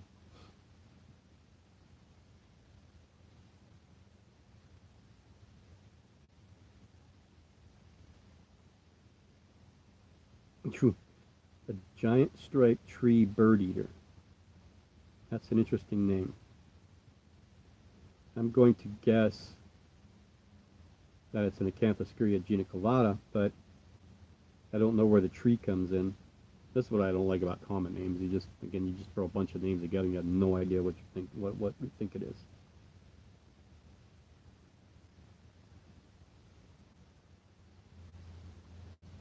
Yeah, those are big ones to lose too.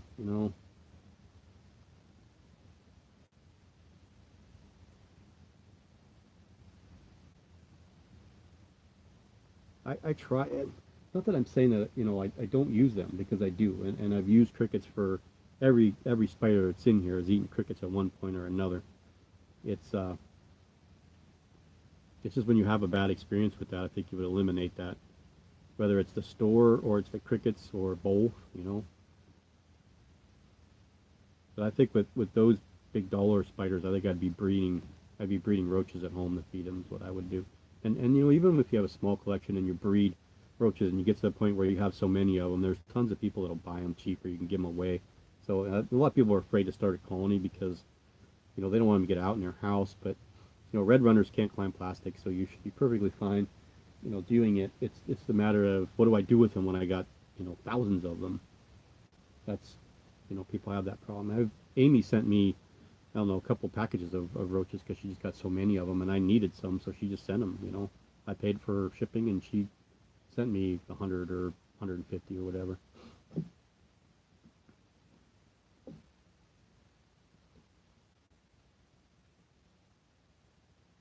Yeah, mealworms can be trouble if they're hungry. If you constantly feed the mealworms, if you're constantly feeding them once a week, you're putting crickets, or you're putting crickets in there. You're putting carrots or potatoes or whatever in there, and then you put one in your sling container.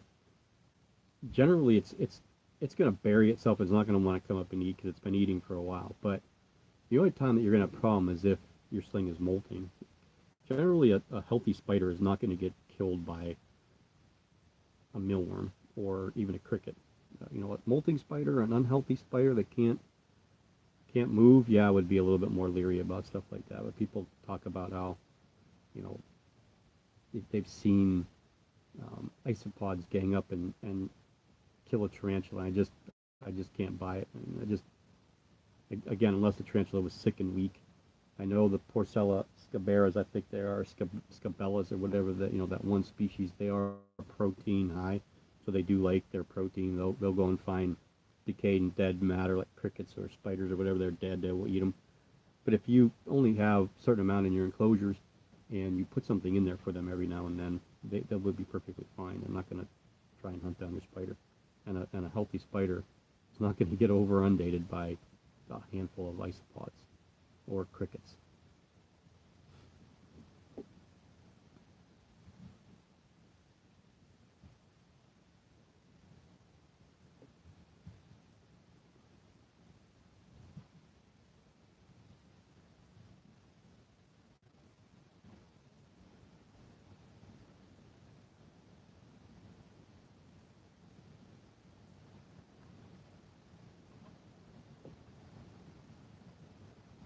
No, it's not bad, I guess, Ohio. I mean, we live in between Ohio and, I always say we between Ohio and New York, but, and the minute that you cross the border, either one of those states, you need armor on your car to drive if you're a Pennsylvania driver, because Ohio and New York drivers, they don't care about anybody.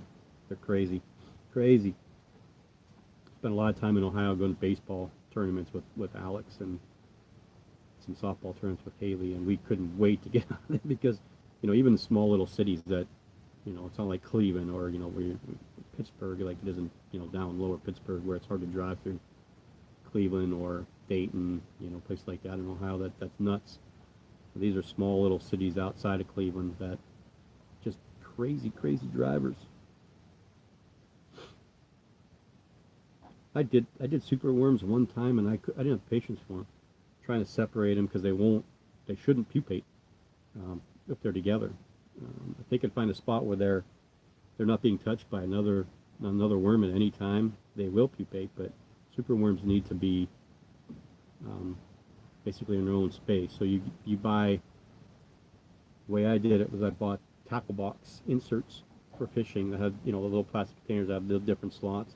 I would just put one worm in each one, then wait till they become beetles, and put all the beetles together.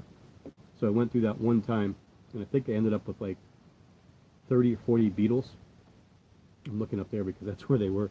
I ended up with like 30, 40 beetles, and out of those 30, 40 beetles, I think I only got about 4, maybe 5 new mealworms or superworms out of it. So I was like, it's not worth it to me. I'd rather buy 500 or 600 of them for $25 or $30, put them all in a container that's a little bit smaller, that they're constantly touching each other and they won't pupate.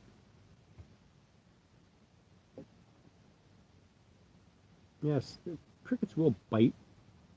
I'm not saying that they won't, but again, you have to really be very careful what and use size appropriate prey. So if you've got a little tiny half-inch sling and you're giving it a half-inch cricket, there could be an issue there. If you give it a quarter-inch cricket with a half-inch sling, generally you're going to be a little bit more less worried. And the problem I have with crickets is pinheads. I've ordered pinheads twice, and I've ordered a couple hundred of them both times, and within the first day or two, like 3/4 of them die. That always made me mad, so I stopped ordering them and just went with, I go buy the small crickets here, and if I need cricket legs, I pull them off and then feed the other part of the cricket to something else. It's kind of morbid to do, but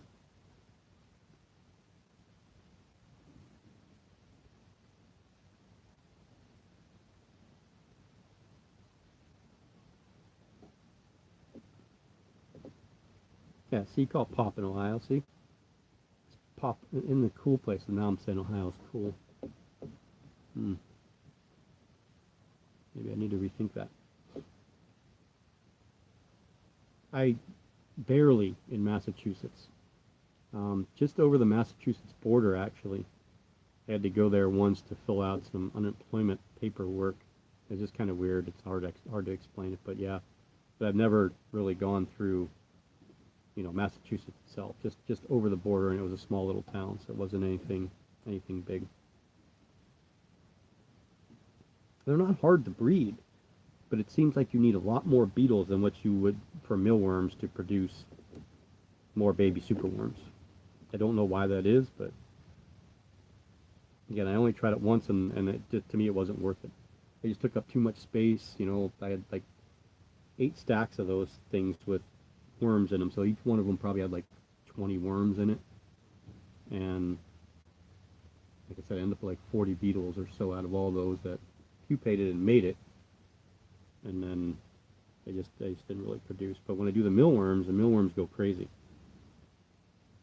and it's nice because you'll get them constantly redoing, because you'll get the beetles. If you take the beetles out, put them in something else, and then leave them in there till they all die. Then you take that dirt and you put it in with the other ones, and then you'll end up with a bunch of small ones, and you'll have medium ones, and you'll have large ones with mealworms. They're just easier for me. And I mean, I like the mealworms for the smaller spiders.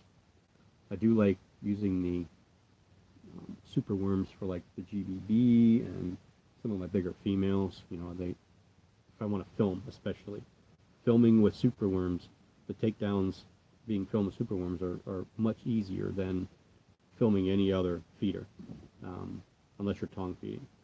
So I've experimented with that as far as filming concerned. Red runners and crickets are the hardest ones to actually get really good footage of, because they're moving a lot. Crickets, especially because they'll jump.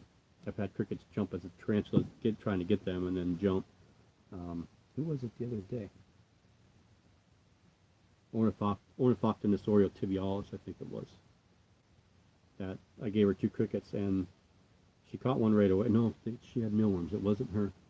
Who was it? There's somebody that had webbing because, oh, the Serrajar sandiri. That's who it was. Cricket came up on the side where she had webbed up to the top of the enclosure. Cricket came up and the spider missed it. The cricket jumped up in the air and she came out over the edge. And I got the cricket back in there. And when she felt it back in, she went back in. But that's the part about crickets I don't like, is when they jump. You know, of course, when they jump, get out, and you can't catch them. But yeah, that's the part about crickets. Then you got, you know, the easiest thing is to pull their back legs off, which makes these. Then you have the back legs that you can feed to smaller slings. So,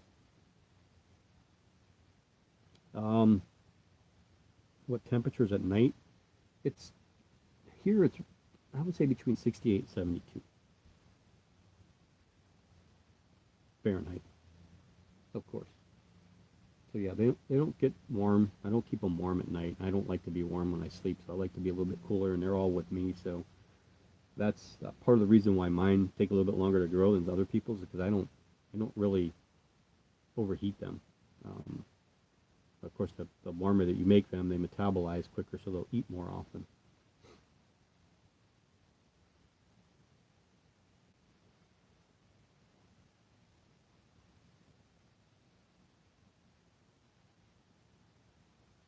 Yeah, the superworms do smell bad.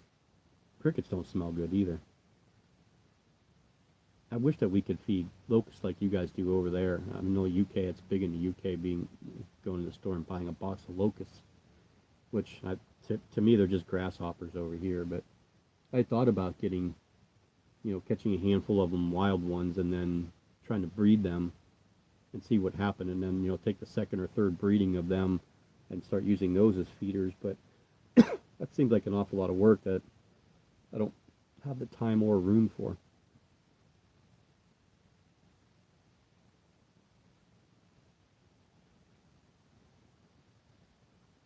What would be 17 to 19 in Fahrenheit? Would that be, that would be right about 58 to 65 degrees, somewhere in that area?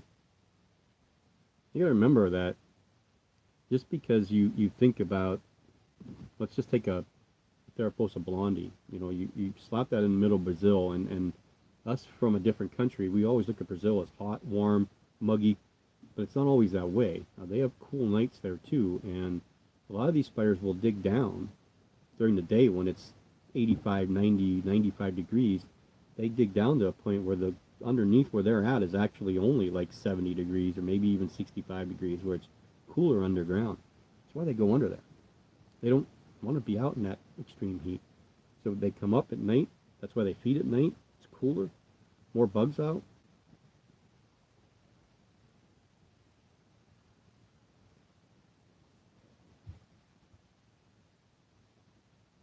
Yeah, I'm still on for a little bit. I said I was going to leave at 7:30, but maybe we'll push it to 8, and then I have no choice but to get off then and get these guys housed. Yeah, 58 to 65. That still isn't that bad. You take like Grammastola rosea, where they're from. The Atacama Desert is actually one of the most desolate places on Earth.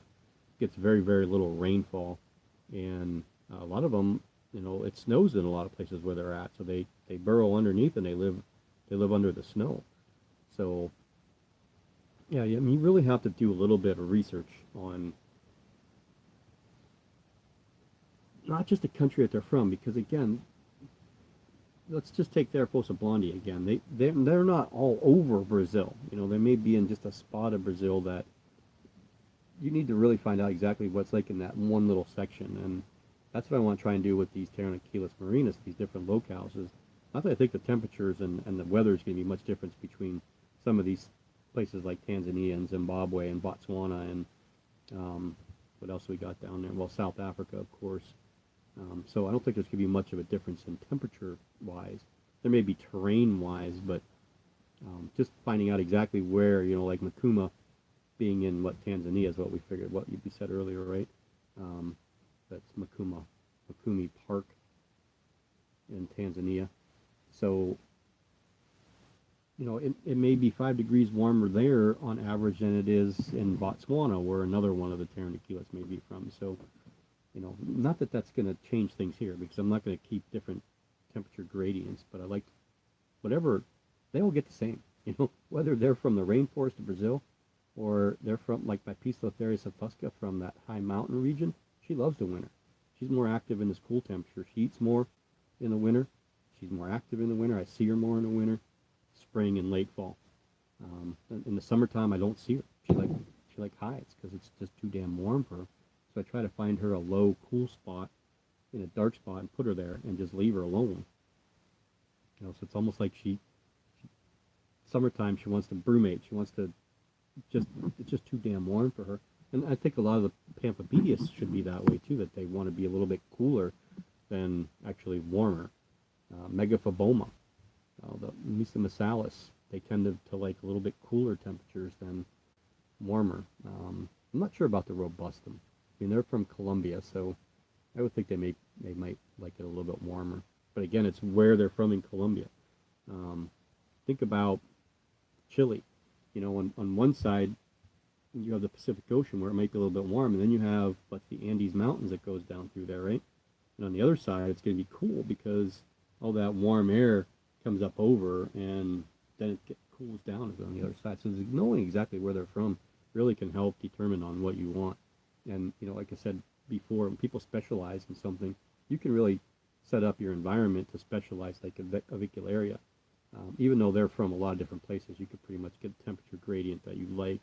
Terranakilus, if that's all I had in here, it would be warmer. I'd try to keep it 85 during the day and, maybe 75 at night. But, once the sun goes down, it cools off, even in warm places.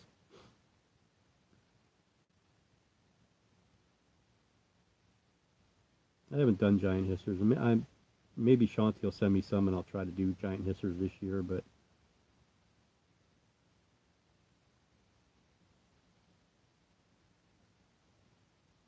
yeah, Misamasalis are tough.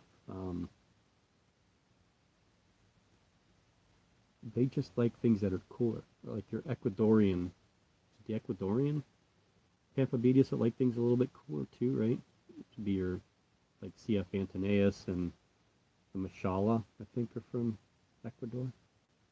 Can't remember now. And your ones in Peru, they like it a little bit cooler too. I mean, we think of South America and we think, oh, it's warm there, but you realize as the farther you go down, it's just the same, distance from the equator as what we are up here. So, Peru and Argentina, some of the spiders that are from there can have it kind of cool, like the Grammostola pulchripes, the Appalachius campostratus.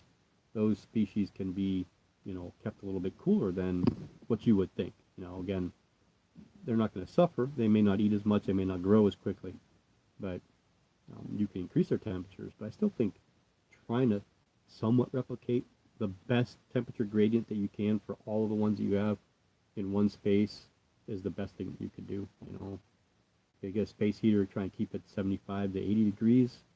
That's what you want. It's fine. I don't generally do that. Even my space heater last year, it was still only about 72 degrees in here. So for about 3-4 months of the year, they were only getting about 72 degrees constantly, during the day and at night.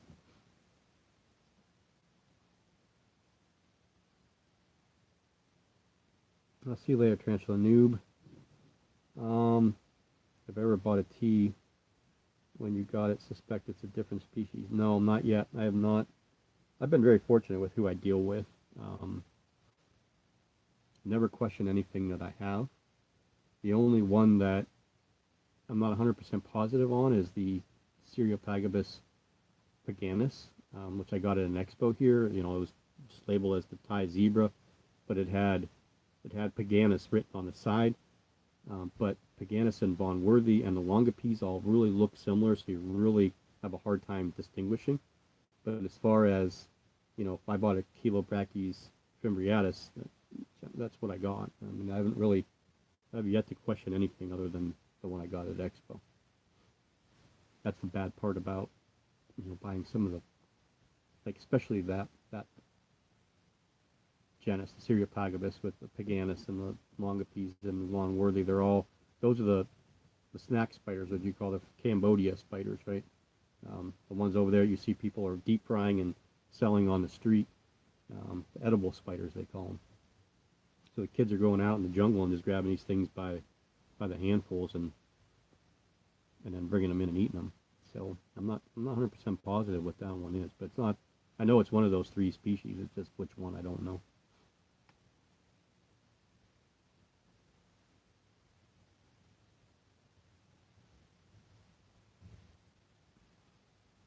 Yeah, I don't know. S. Kelsiatum's just never done anything for me.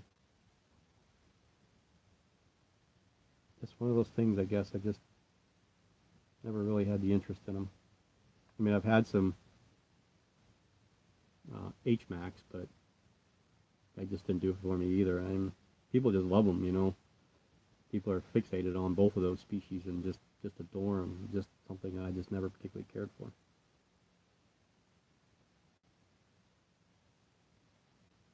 Yeah, it's definitely not an H. Hercules. I can guarantee you that. There's a story about the H. Hercules and where they are located. They're located in one of the most angry places on Earth. I'm trying to think of the exact place. I don't know if it's in the Congo jungle or it's somewhere in middle Africa where there's just constant wars and people killing each other, and their spiders aren't worth going to collect. And I it was like last year, the year before, one of the taxonomists that works with African spiders said that they're not in the hobby. The H. Hercules, they're not in the hobby, and part of the reason is their collection point. You just can't get to them. But there are the H species Benin that are in the hobby, and the Gigas again. I think those are. I'm not 100% positive those are all Gigas. Like the Cameroon ones. I think they may be other ones that are species Benin. And they've been mixed. I really don't know, but I know a lot of people don't believe that most of the Gigas that are in the hobby are actually Gigas. They would actually just be called a Hysterocrates species Cameroon instead of actually Gigas. The only ones I think that the Laticeps, I think that they know exactly what the Laticeps are, but I'm not really sure. It's another species I'm not huge fan of. I love the baboons, but I don't want a 9-inch one. Same thing with the king baboon or the Pleniobus muticus. I don't know that I need a 9-inch baboon. A 6-inch one's perfectly fine for me.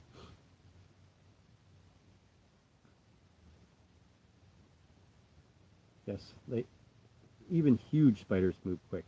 They got 8 legs, and it's amazing how their hydraulics work that they can move that quickly.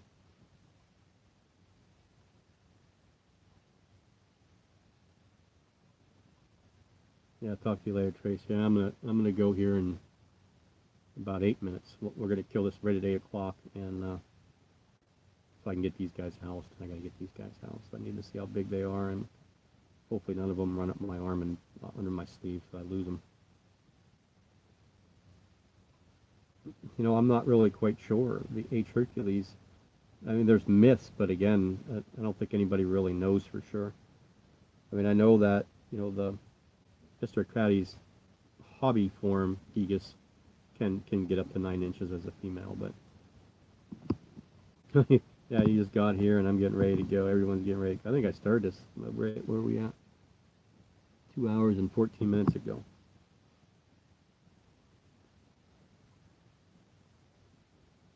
They do grow slow. One of the slowest growing old worlds there are. That and Ctenocomus brachyramosa, Malaysian blue femur, they grow extremely slow too.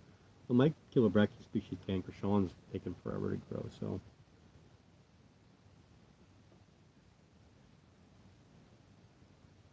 yeah, it's a pretty long one. What's nice about these, you don't have to actually watch them; you just listen to them, huh?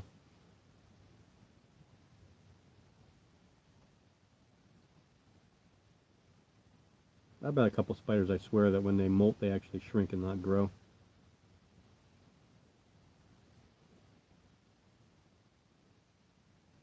The H. Hercules, that what you mean? I don't believe so. Females, I would say you're probably pushing 8 years.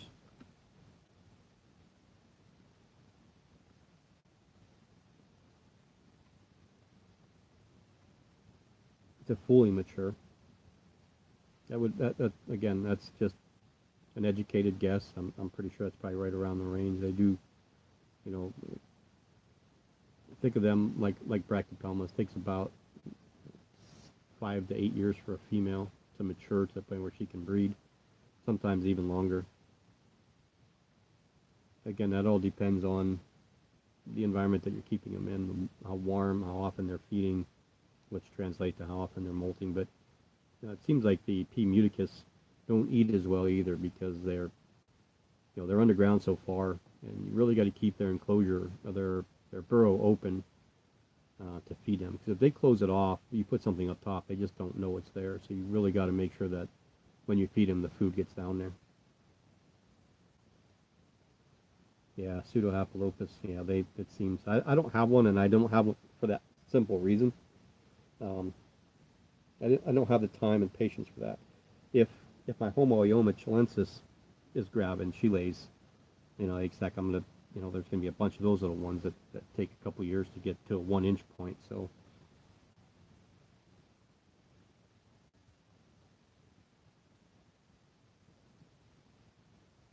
it depends on how old you are too, Drew. Yeah, I mean, if I started this when I was in my 20s, I wouldn't really care. But now that I'm gonna be 50 this year, so I can't have those ones that take 5 or 6 years to get to be an inch.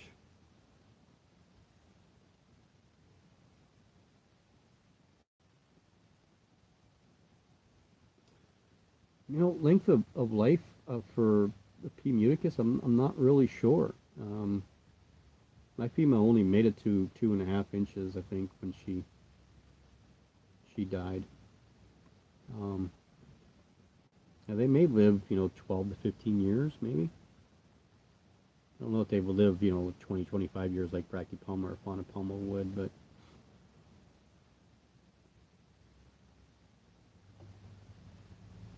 okay. So we're going to wrap up. So I'll just go over everything one more time. For those that are watching, maybe you want to skip to the end or whatever they want to do, but we got 14 new spiders in today. Two Pteranachilus marinus from the Mukimi locale. We got 4 of the Usambara.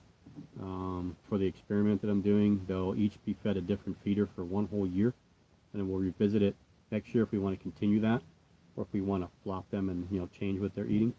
But for the first year, I'm going to try and keep them on one on mealworms, and one on dubia, one on red runners, and one on crickets. If I find that I can't get them the one to eat mealworms, I can always change that to waxworms for a little bit. But worms are worms as far as I'm concerned, so that's what they're going to be eating. Then we got the 4 kilo brackies, the Precol Puricon, the Guansinensis, the Discalus, and that was the 4, right? No, did I miss one? Well, the Huahini. Then we got the Sericopelma species, or Sericopelma, not a species, but Sericopelma generalum. And then the 2 orphanaceous species, the Panay blue, and then the new Philippinus.